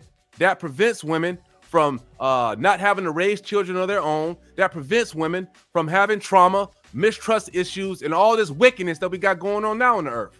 If you just listen what God would say and obey, we would not be going through these problems that we have now. But because we don't, and we are a world right now is full of wickedness, right? You got these heathens, right, that are in charge, that are in politics, right? They are the ones that are pushing the toxic masculinity, right? If you got a woman, right, that says, you know what, I can't handle being a woman, I want to try to transform myself into the world of men, right, where I think that I'm going to have a greater privilege by being a man to try to lord over other men, that's toxic masculinity. I have a man that is born a man and he wants to transform into be a woman because he wants it easier and he wants to go into the sports of the women and beat them down, right, egregiously. That's toxic masculinity, right? Those are the people that we need to be getting across. Wickedness, man. That's wickedness, man. You know, absolutely wickedness, man. Like that, like constantly, man. They're gonna get the worst. Gonna get the worst kind of punishment. Well, y'all think the angels got it bad, right? Have y'all read what it says that the fear of the Lord is wisdom. It's literal. That's a literal word. It's not no imaginary word or nothing. It means the fear of God is the beginning of knowledge and righteousness, right? That means that you have to be afraid of what's going to happen to you. Hell is real. The lake of fire is real. That's why these camps don't fear the Most High, man, because they're willingly, and the leaders, they know, man, that it's wrong to push mixing amongst the heathens, man. They got these 501c3s to justify everything, but they don't fear the Almighty. They don't fear the Most High. That right there goes to show you, man, that they're gonna continue to push that chart out, man, no matter what. Even though they believe, they know it's a lie, they're gonna continue. That's like beyond wicked, man. There's no repentance for that if you keep that up, you know, because it makes it harder for a person to repent when you constantly put that out knowingly, willingly, like that, knowing that junk is wicked. God. All right. Yep. You know, y'all want to mix, right? Y'all want to mix babies and mix your other seed, right? You know, the Most High, He created us separate from the other nations. It's just like the angels, right? You see what happened to the angels? They were made separate, right? They had their own habitation in the third heaven where they're chilling at, their own things that they need to be doing, but instead they want to make a pact and come down and mess with the women. What happened? The Lord said, "No, bro, I ain't with that. I told y'all got to do what I told you. I'm gonna lock you up, put you in chains, throw you down in some darkness place, and throw some rocks on top of you." I'm gonna be honest with you, man. That's almost equivalent to bestiality. You should really think about it. God, hold on, two different types of creation. That's like people. That's like men going out there and having sex with animals. Con. Right. It says, and therefore, Salakia, right? What does it say? Verse 26, Israel. Are we like everybody else? Right? Can we go to other nations and get other nations of women and and do all this other kind of stuff, especially while we're waxing old in the land of our captivity? I don't know. And ye shall be holy unto me, for I, the Lord, am holy, and have severed you. No, it says, I have joined you with the other people. I have severed you from the other people that ye should be mine. That is just like the angels. The angels are severed from all the other creations, and they're the Most High's army. That's the Most High's army. You don't want your top generals and your and the things that's supposed to obey, going against you. You're going to get destroyed. And ye shall be holy unto me, for I, the Lord, am holy. And I have severed you from the other people, that ye shall be mine. Meaning that you're not supposed to do what everybody else is doing. Just in 26, verse 25, you shall put difference between clean beast and unclean. I mean, you can't eat pork. You can't do the stuff that these other nations are doing. You can't do it. You are separate people. Man, you think the angels up there eating pork? No.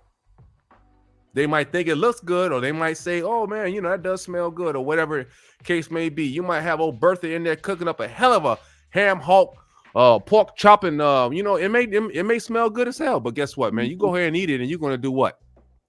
What does the scripture say? It says, and ye shall not make your souls abominable by beast or by fowl or any manner of living thing that creepeth on the ground, which I have separated from you as unclean. This is clear, Israel. I guarantee you this is the exact same thing. Man, you think the angels didn't know, right? That's why he said that this is a crime that's grievous, because he knew that going down on the earth, messing with the women was wickedness and against not in your species. Most High's command. That's not even of your species, boy. I mean, that's what I'm saying. That's the sin. That's just compared to bestiality. God. Because the Most High made us all from the same ground. Whether we like it or not, the beast of field. We just have a higher intelligence. We're not, man. It's just that's the most wickedest stuff. That those angels did, and created these giant, abnormal, beast-like creatures. That wasn't even supposed to exist on the face of the earth. That's what caused the flood. God. Simple as that. And it says that the spirits of those. Hold up. What does it say about the? Hold up, man. It says something about the spirits of those. Let me find that real quick. Where my scriptures at? It goes on to say something about the spirits of the Nephilim that died, right?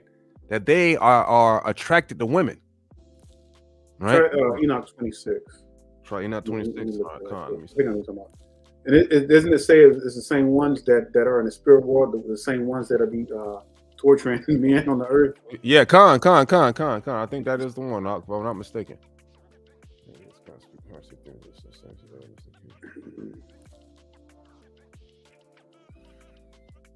I know I had it. Maybe it's 27, because you know how it's different in the Sefer than it is on I just read that. I don't know. Talk up the Hebrews for a second. Let me find this thing, man. I'm looking forward to as well. It's all right. Okay, Con. Well, then I'll let you talk it up while I talk up with the Hebrews. Okay, y'all boys. While Brother Daniel continues to look for that scripture, right? We got to realize one thing that's more important than everything else. The rest of the world is damned. It's already gone, right? All the other nations, right? We don't have to worry about them anymore.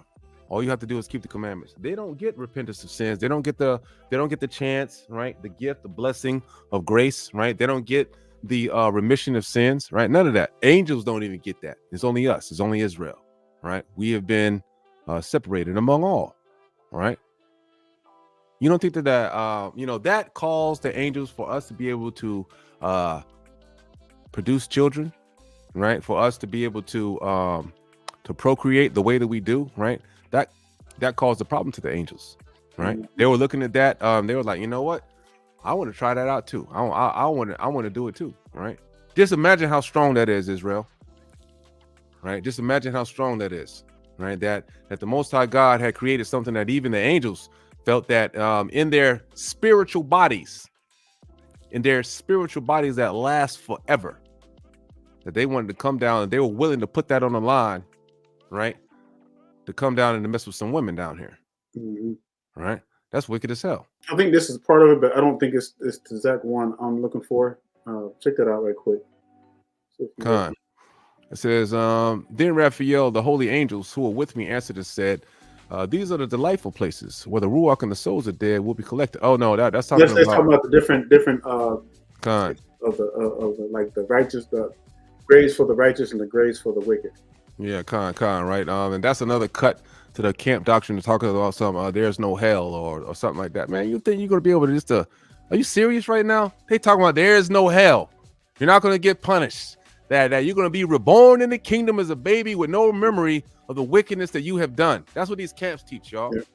We just showed you that why would you believe that when Adam messed up one time and then got kicked out the garden, and then the Most High said, you know, you're gonna die now. You're only gonna live 900 something years, and then I'm gonna kill you. You dead. I'm gonna take my spirit back. You know what I'm saying? You done done the most. One time, Israel. He's only messed up one time. The angels messed up one time. Azazel messed up one time, teaching wickedness on the earth, the instruments of death. And what did the Most High do? Man, opened up opened up a place on the earth of darkness, threw his behind up in there, and then hurled rocks. And I know them ain't little boulders. They were probably big boulders. The Most High was dropping on his ass. Throwing them sharp rocks, throwing them down on top of him until he can't see nothing, till it was nothing but straight darkness. That's the kind of God that we serve. Now, he don't play that, you know, man. He don't play them games, right? He does not play those games, right? The Most High, he does not like it at all. He said he hateth those that commit wickedness, right? You know what I'm saying? Those people, you know what I'm saying? They tell you that, oh well, the Most High, he doesn't, you know what I'm saying? He doesn't like the act of wickedness. No, he hates you. You, the person, right? Let me bring that out while Brother Daniel was Yeah, for some reason I can't find it. I thought I had it marked. Let me bring that out real quick. The Most High hated sinners. Sirach 12. All right. Sirach 12. Let's get that real quick. Sirach 12. All right, hold on, let me pull that up on the screen. We'll start. Oh, I'm clicking the wrong. I'm clicking on the screen. I need to play. All right, sluck here. Right, here we go. Right. Sirach, right? Sirach verse 6, and Sirach chapter 12, verse 6. It says, "For the Most High hateth sinners, and will repay vengeance unto the ungodly, and keepeth them against the mighty day of their punishment." Right? Y'all got to pay attention. What does the Most High say? He hateth sinners. That's the person. It ain't the deeds you do. He hates you because you decided to do it. The Most High is the one that has these other ways on the earth that commit you to sin, right? The Most High is what? He kills and he makes alive. Is there, you know what I'm saying? There's wickedness in the city. Has the Most High not done it? Everything is created by God. God is in control of every single thing that is on the earth, from the third heaven all the way on through to every existence that there is. The Most High God is in charge of it, right? It says, "Given to the good and help not the sinner," right? So you got a wicked homeboy, you ain't supposed to help him, right? A friend cannot be known in prosperity, and enemy cannot be hidden in adversity. And the prosperity of a man's enemies will be grieved, but in his adversity, even a friend will depart. Right, and then of course we got the famous one, right? "Never trust thine enemy, for as in our rusteth, so is his wickedness." Right? Yes, 12. You got that yet? Nope. No, we'll have to bring it out in the next lesson. Yeah, we'll bring it out in the next lesson. It's all good. It might not be in the Book of Enoch, but it might be somewhere else. Okay, Con. Yeah, we'll make sure we bring it out in the next lesson. Unless somebody in the audience has it. Okay, wow. But it talks about how the fallen angels are the spirits that torment men on earth today. That's what it's talking about. And I hate when I have something marked down and then I can't run to my time. Can't remember where I put it at. All right, I'll find it. This is your chance. If anybody else has that verse, they can put it in the comment, and we'll go there. I'm sure somebody in the comment has it.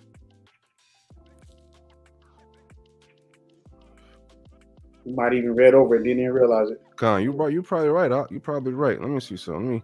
Because I'm getting let me see. I think it's let me see. Nephilim. All right. Salakia, Israel, man. I got so many precepts. As you know, we go over this all the time. Yep. I'm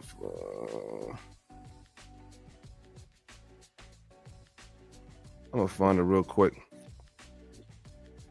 Brother.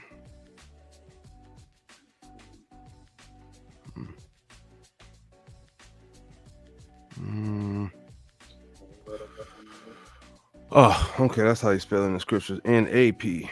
N-A-P. Nephilim. All right. Give me a second.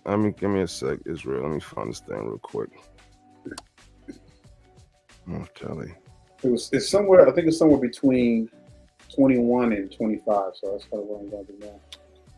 I'm having a hard problem spelling Nephilim right now. Let's see something. But they were the children of the Nephilims. All right. Give them some good word. I'll find it in a minute. Just give me a sec. I'll find it real quick. Let me see.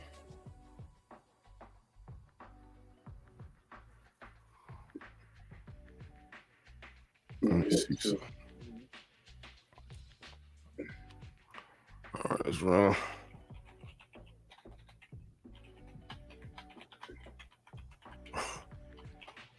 But yeah, as well. While Aton is looking for that as well. Just know, though, bringing this, we want to really bring this out so everybody can see like the power of lust and what it does. Even beings in spiritual bodies. It's just, man, it's crazy. And all this time we thought that it only applied to man, but it just goes to show you that anyone can fall off. And this is why this is why everything that's happened from the very beginning, the Most High is past, present, and future, omnipresent at the same time. So that means that everything that's happened, he's already seen it. It's already happened already. I mean, I know that's a little science mind buster for everybody. We might not understand some things, but the Most High is allowing everything to be played out to put us in the right frame of mind so that this generation will look back. We're not going to want to do those things that was repeated, by our forefathers. So by having to go through this, yeah, it hurts. It stings a lot, but it's going to happen as well. It's just there's no other way around it. Time is going to try the patience of the saints. Time is going to try the patience of the saints, and we got to go through this mess. Unfortunately. So, prepare your hearts. Hold on. All right, try 15. No, it's not it.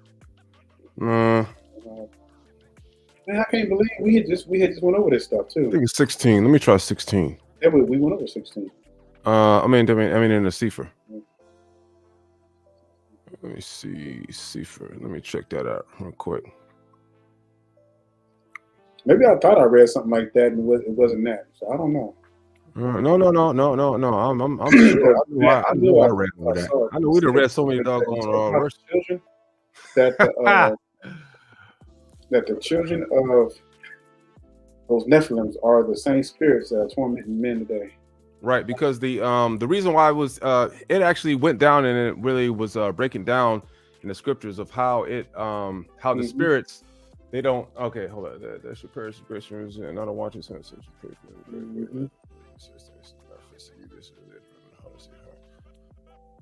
no.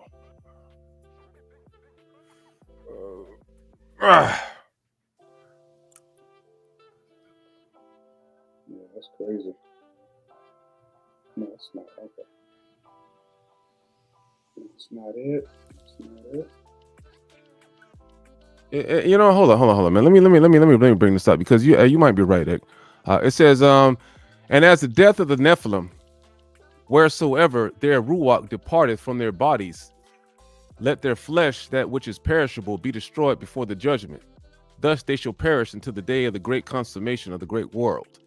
Destruction shall take place of the watchers and the impious, and now the watchers who have sent you pray for them, beginning were in heaven. And heaven is say, secret things, however, not been manifested to you, you have known the reprobate mystery. Right, and this is related to women and the hardness of your heart and the mystery of the women of mankind.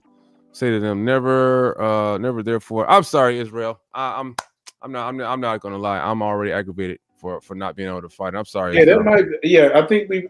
Yeah, I think we might have read it with something, and it more sound like that. But I thought for sure that I saw something that was related to that. You're not 15 and 9. Let me see what y'all talking about, saints. Let me see what the saints are talking about. Let me see something. No, it's not. It's not Enoch 15:9. Somebody put Enoch 15:9.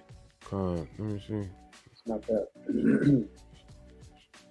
No. That's it. That's 15:10 actually. Is it 15:10? Right? Yeah. Con. Hey, all praises to the Most High. Thank you, you two brothers. All praises. Well, hold on. Now we got a lot, brother. 1, 2, this one, and this one. Thank y'all, brothers. I appreciate you. All right, this is actually it. All right. So we're gonna start at verse. Let me see. We'll start in verse 6. Right. No, matter of fact, no. We're gonna start from the beginning. We're gonna start from verse 1. Right. It says, then addressing me, he spoke and said, Here, neither be afraid, O righteous Enoch, thou scribe of righteousness, approach hither, and hear my voice. Go, say to the watchers of heaven who have sent thee to pray for them. Right. Remember, we were talking about in the beginning of the lesson how they had wanted Enoch to give them petition, right, because of the wickedness they have done, right, by going down and messing with them women, mingling up with the women who have sent thee to pray for them. You ought to pray for men, and not men for you. Woo-wee. Now that's the verse 8. Verse 8 is it right there. Con, right? But I wanted to read from the beginning because this is what you was talking about, right? You know, this is what the Most High said to him, right? It says, go and say to the watchers of heaven, right, who have sent thee to pray for them. You ought to pray for men and not men for you. Meaning that we're not supposed to be praying for the angels, right? The angels are supposed to be praying for us. Wherefore have you forsaken the lofty and holy heaven, which endures forever, and have lain with women, have defiled yourselves with the daughters of men, have taken yourselves wives, have acted like the sons of the earth, and have begotten an impious offspring. You being spiritual, holy, and possessing a life which is eternal, right? You being spiritual, holy, right? Now we see what the word holy means from what? Leviticus 20. Now we see that's separate. Right, severed from other things. You being spiritual, holy, and possessing a life which is eternal, and holy is what they keep the commandments. Right? You have to keep the commandments in order to be holy, and possessing a life which is eternal.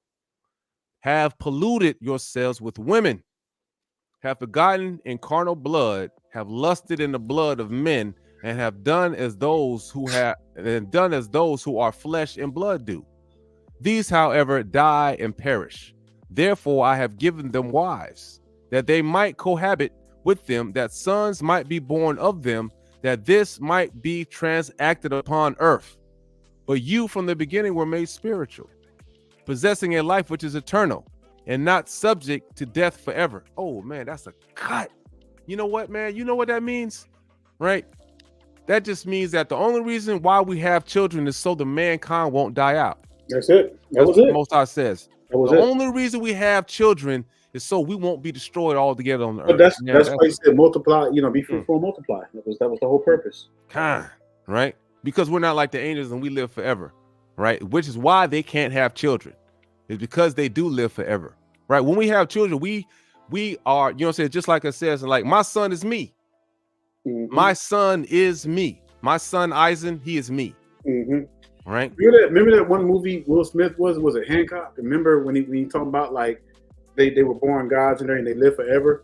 But once they pair up and everything, they become like humans and they die and everything. That's where they get that concept from. Oh man, that's man. Come on, man. Yeah, man, you on top of it with that, Hawk. Yeah.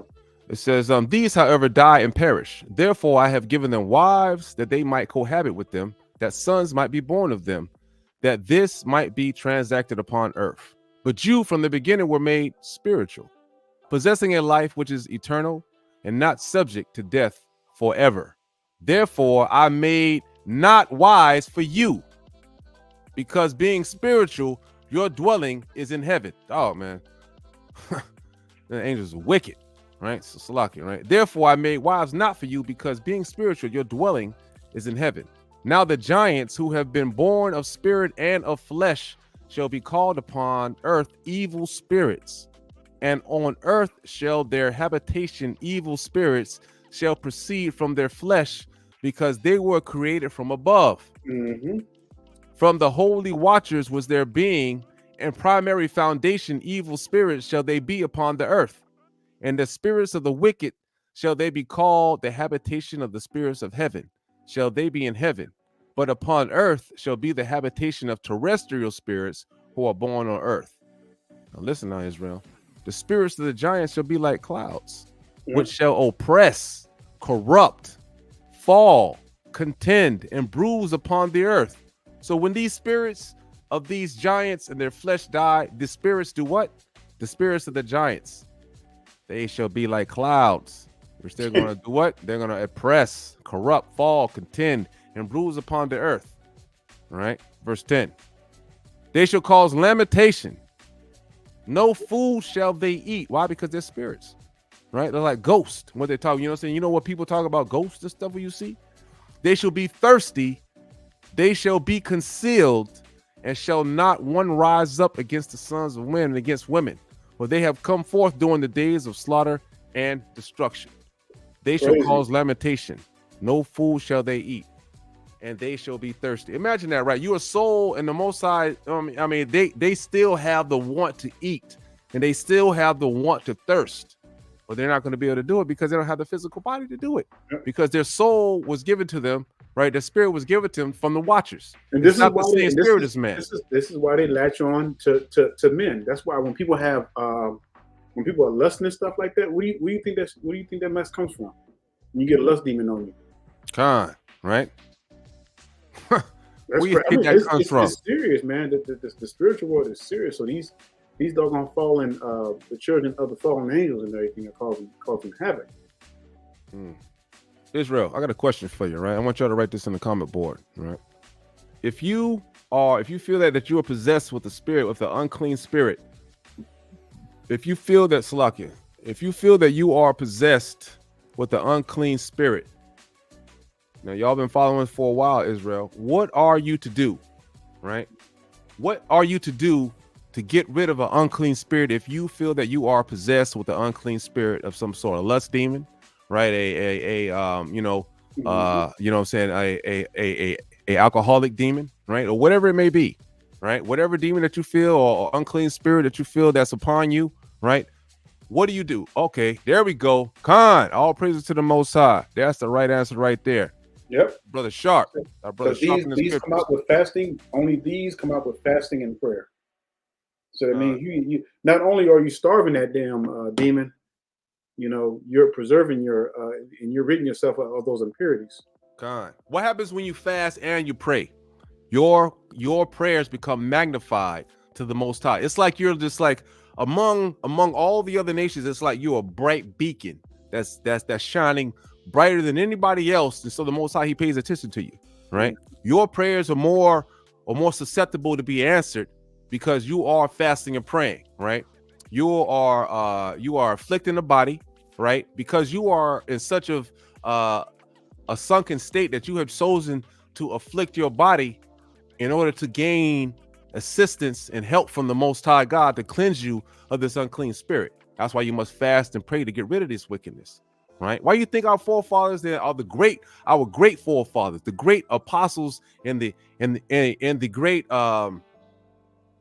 prophets, they fasted a lot. Right? Because that's how they grow closer to God. Right? You get all the way to all that food impurities and stuff like that, man, your body is just down to nothing. Ezra, he fasted for a week, came back off that junk, wrote 204 books. They had the scribes around him, man. He just went into a trance, and them boys wrote 204 books off that. Come on, man. That's what we're talking about here. Right? This is how you get rid of this stuff. And now we see from the beginning of where this wickedness comes from. Right? You got to understand that it is just this start back here. Right? The Most High, man, He got this all worked out. Man, He made man, and all of a sudden by making man was probably a test for the angels. Right? Man, you don't get no free life for free. You think God gonna make you and then and all of a sudden give you eternal life for free? When is that? Go through it. Con. Why do you think that we have a system of barter and trade on the earth? Nothing's free. Not a damn thing is free on the earth. Nothing's free. Right? The only thing is free is you keeping them damn commandments. That's it. You got to keep the commandments, Israel. You have to keep the commandments. That's it. And it's a free choice. Right? You get that free choice to either obey or die.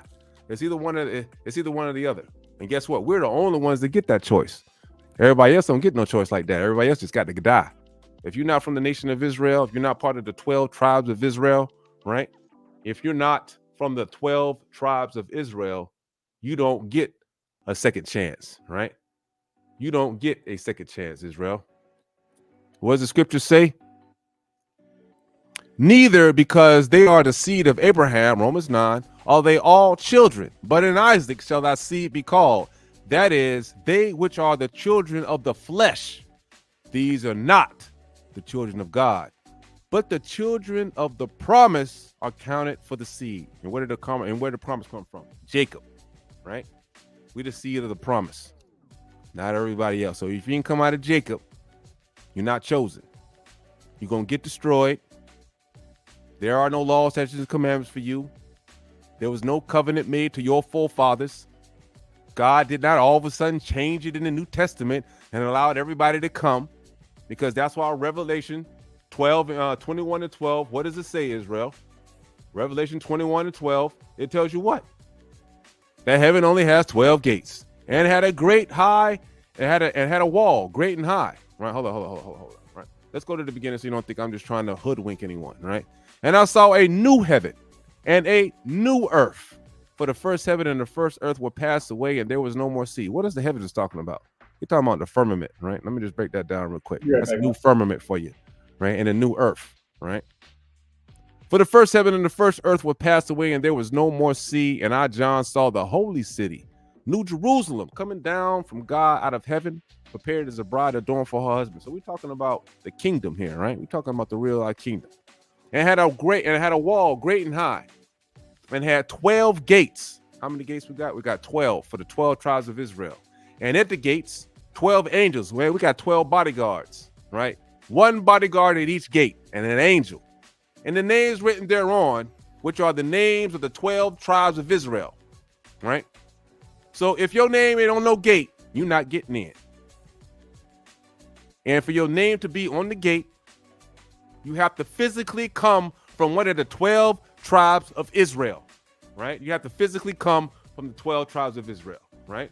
It's not a mystery, Israel. It really is not a mystery, right?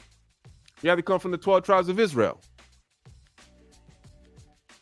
Israel is the one that lasts forever, right? Nobody else, right? What does it say? Who are Israelites, to whom pertaineth the adoption and the glory and the covenants and the giving of the law and the service of God and the promises. All of this belongs to us. It's clear as day. Clear as day, Israel. Clear as day. Can't get no plainer than that. Well, Israel, I know we gave you a mouthful today. Right. So you got them evil spirits attacking you. Let's fast and pray. Right. Let's stay in contact with each other. Right. You know who they are. All of these Hebrews con. Yeah. This is why the book of Enoch is so important. This is why, it's so important to not exclude these books. And these camps out here pushing that chart, they don't even know who's attacking them. They don't even know that it's the children of these fallen angels that are putting spells and stuff on them and attached to them. And lusting after these strange women. pushing that crazy ass chart. I want to show you something right before, because all right. Last time, because I wanted to come up with what this brother was saying, right? Brother Dre, right? And then we'll go ahead and let you guys get into your Shabbat for the rest of your Shabbat. It said, let these Christian Hebrews tell it. Heathens can convert into an Israelite nationality and to be grafted in, right? So, right, we're going to show you how, we have to, when we read these scriptures, right, we have to read every word. We can't let a single word of the scriptures pass us by.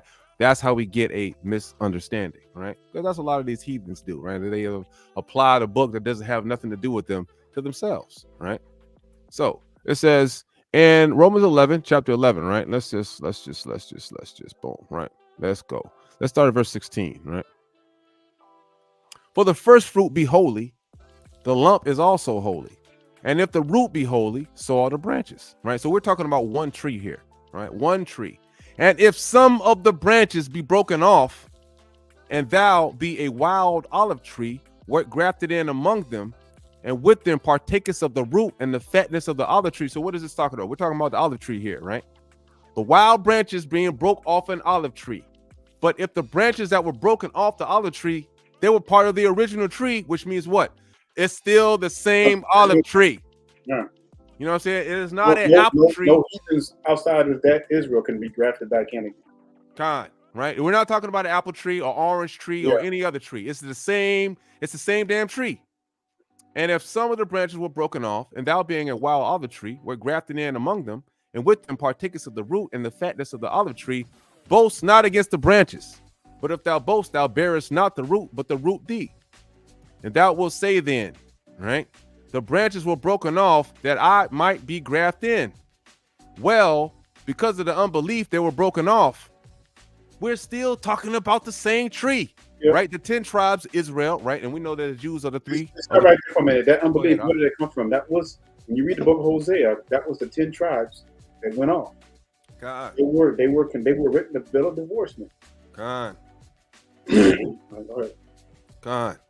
It says, wilt then say that the branches were broken off that I might be grafted in. Well, because of the unbelief, they were broken off, right? Remember, the 10 tribes went off, right? After the splitting of the kingdom, the 10 tribes went off, did what they wanted to do, wicked as hell, right? They wanted to follow the ways of the heathen. While we had the Jews, Judah, Benjamin, and Levi, what did they do? They stayed at home, and they stayed keeping the commandments, right? They stayed keeping the commandments. Israel, the 10 tribes went off, right? So it says, we'll say then, well, because of the unbelief, they were broken off, and thou standest by faith, but not high-minded, but fear. But God spared not the natural branches. Take heed, lest he also not spare thee, right? The natural branches mean that is natural to the tree, the same tree. Behold, therefore, the goodness and the severity of God on them which fell severity, but towards thee goodness, if thou continue in this goodness, otherwise thou shalt also be cut off. Cut off from where? The same tree. And what tree are we talking about? The olive tree, which is the tree of Jacob, right? And they also, if they abide not still in unbelief, shall be grafted in. For God is able to graft them in again. What does that mean? Again. Graft them in again. Exactly. That means they already were there in the first place. Exactly. Right? They were already there in the first place. And you know, we can go scriptures upon scriptures about how God does not give two craps about the rest of the nations. Right? We got so many scriptures. Go to Romans. This to show you all that it is impossible for heathens to be grafted into our nation. Go to Hebrews chapter 8. Bring it out. Go to Hebrews chapter 8. It talks about the renewed covenant. Oh, con.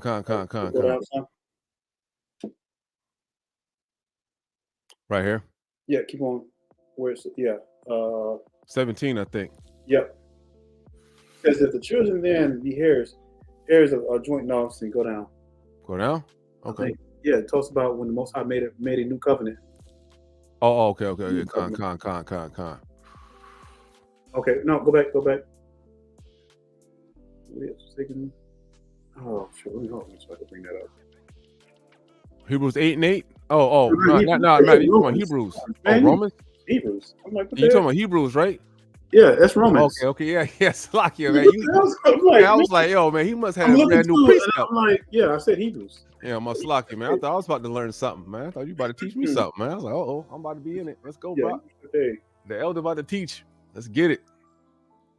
All right, con. All right. Bring it out, Doc. Finding fault with. Go ahead, bro. Go start with verse 7. Okay. All right. It says, for if the first covenant had been faultless, then should no place be been sought for the second. So in other words, he's saying that the first covenant was not faultless at all. You know, it says for finding fault with them, he said, "Behold, days come," said the Lord, "when I will make a new covenant with the house of Israel and with the house of Judah." That's the southern and northern tribes. So when brother was reading in Romans 11, this is what this is talking about. All right, it says, "Not according to the covenant that I made with their fathers in the day when I took them by the hand to lead them out of the land of Egypt, because they continue not in my covenant, that I regarded them not, saith the Lord. For this is the covenant that I will make with the house of Israel after those days, saith the Lord. I will put my laws in their minds and write them in their hearts, and I will be to them a God, and they will be to me as people." So meaning that in the last days, people will begin to remember the laws again, because, you know, according to Romans 8:16, you know, his spirit bears witness with our spirit, so we know that we are the children of the Most High. Verse 11 says, "And they shall not teach every man his neighbor and man his brother, saying, Know the Lord, for all shall know me, from the least to the greatest." All right. But the covenant he has remade with the house of Israel. Nobody can find me any scriptures, and even if they try to go to Romans 11, you know, we're gonna bust them upside the head with that, because it's talking about our people. You know, the cut is branch. You know, they shall be grafted in again. Again. You know, it's talking about the original tree. So if anybody comes up to you and tries to say that heathens can be grafted in, no, they cannot. No other nation outside of Israel can be grafted in. That's a damn lie from the devil. And see, this is what these Baptist churches teach. You got these Christians all screwed up in the head about, because nowhere in Romans 11 can you get other nations from that whole chapter talking about being grafted in, especially if it's the same tree, the Israelite tree, and the branch was broken off. That's right. You know, that's like trying to say you're taking that same tree and you're getting a whole different tree, a branch, and then trying to implant it in. It ain't gonna grow. You can't do that. That's right. You get another tree and plant it on another branch of a tree or a different tree. Then you got these wicked ass preachers like Geno Jennings or somebody like that, man. They will sit up there and read, say, "For this is a covenant that I will make with the house of Israel after those days." And guess what? He'll tell everybody, "See what the Lord and got fire. Yeah, come back to Bible. God is, man, come on, man. That's wicked as hell, man. This is the exact same stuff. They'll read right over the truth. They will read right over the truth and have you convinced that the Chinese man can get to heaven. Come on, man. Are you serious right now? Slack y'all. You know what I'm saying? It's just, you know, I just get so aggravated when, you know, they skip over the word of God, right? This is how we got so many demons on the earth right now, is because you have all these fake proselytes and fake prophets and fake teachers and preachers that are out here past the pork chop and past the pepperoni. They out there just telling nothing but lies to the people. Right, having everybody thinking they can believe. Man, you think if Christ and the apostles were teaching that everybody could get saved and all of this stuff, that they wouldn't have to die the terrible deaths that they did? No. Right? All of the 12 disciples, no, Slakia, 11 of the 12 disciples besides John had a horrible death for teaching the truth. The truth that what? Not everybody can make it. There's only us. We can make it. Yeah. Right? So you're right, brother P, man. These Christian these Christian churches, man, they're under a strong delusion, man. I've had debates with Christians on these same things, man. On they'll try to go to Romans chapter 11 to try to prove, and then once I break it down to them and show them what that really means, and they can't say nothing after that. The only thing they can say, well, I disagree, or like, you can disagree all you want to. The scriptures don't lie. That's what the word of God says. You know? Exactly. And these people tell you that you can eat, a pork chops and you know, and all that stuff. Yeah, like that. You don't have to obey God. You pray over it. As long as you pray over it, you can. Yeah. Hold up, wait. Doesn't the scripture say? Hold up, wait. Hold yeah, up. Let me get that scripture. The scripture that they use is the one where it says is to be received with prayer and thanksgiving. To be received with everything is good. If it's received with prayer and thanksgiving, they use that but they have no idea that it's talking about, it's making a separation between the clean and unclean. It actually says it at the very, because they only read that one verse and they don't. They only read that one verse. Right. They don't read the whole thing. This is like Romans 11. They don't read. They only read the grafted in part, but they don't read the whole chapter. Romans 11. Yeah. Just put in just type in to receive with prayer and thanksgiving. You made it up. I think it's.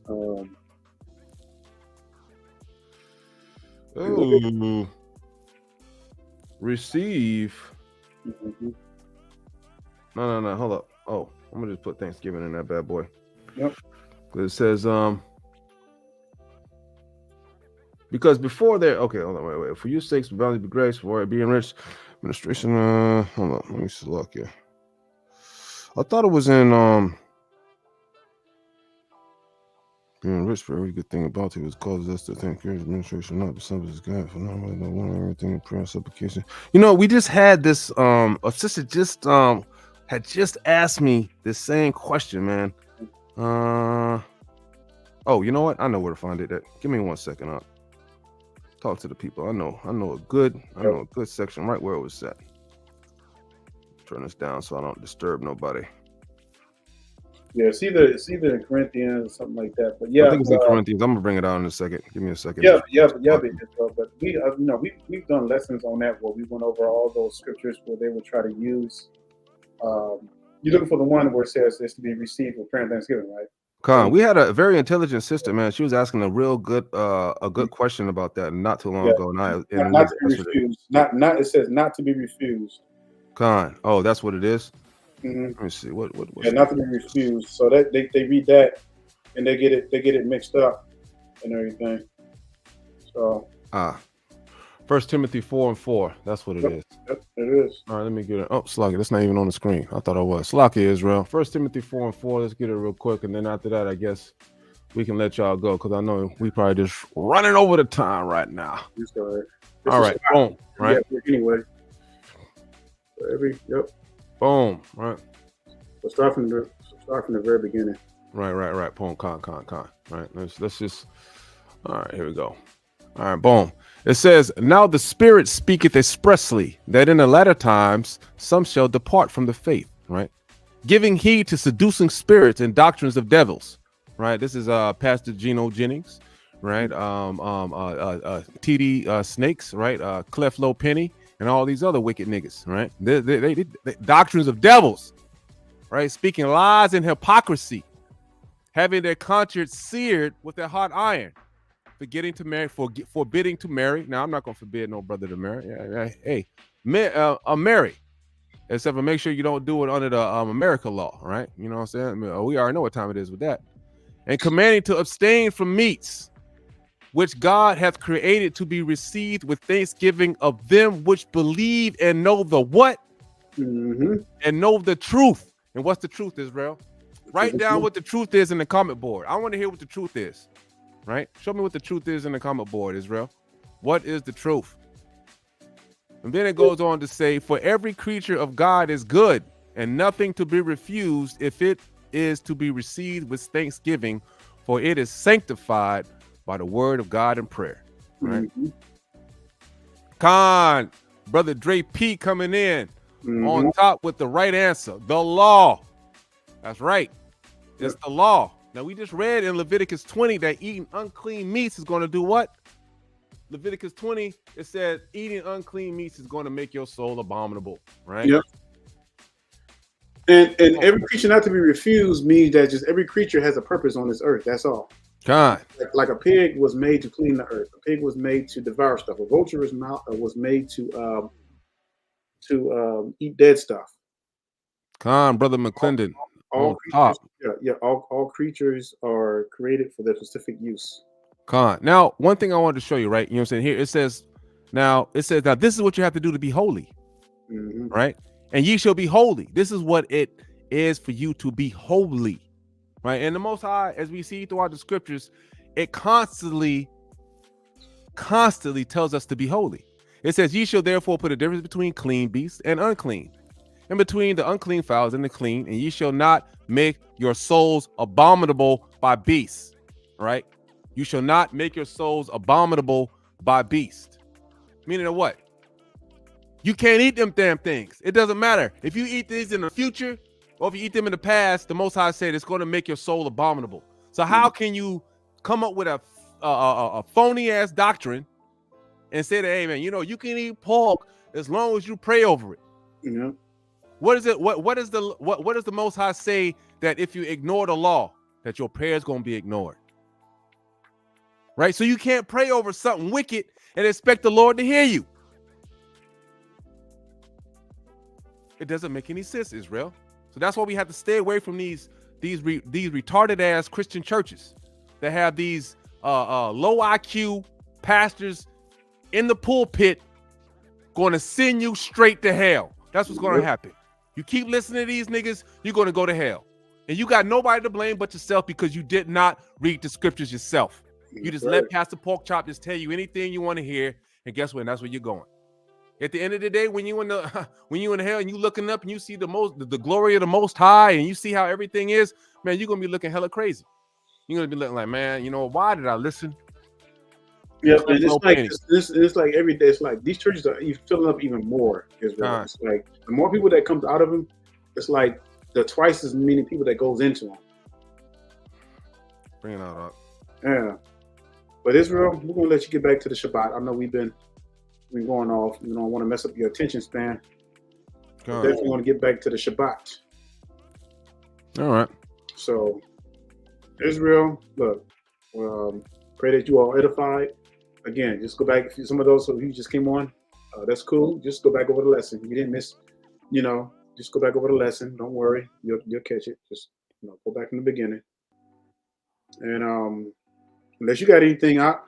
Nah, man. I just want to thank the Hebrews, the water Hebrews, for riding with us for about 2 hours and 30 minutes. We usually go for about an hour and a half. Yeah, this one was. We just had a lot of stuff to cover. Right? All praise to the Most High.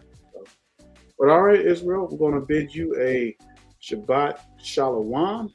And stay strong. Right.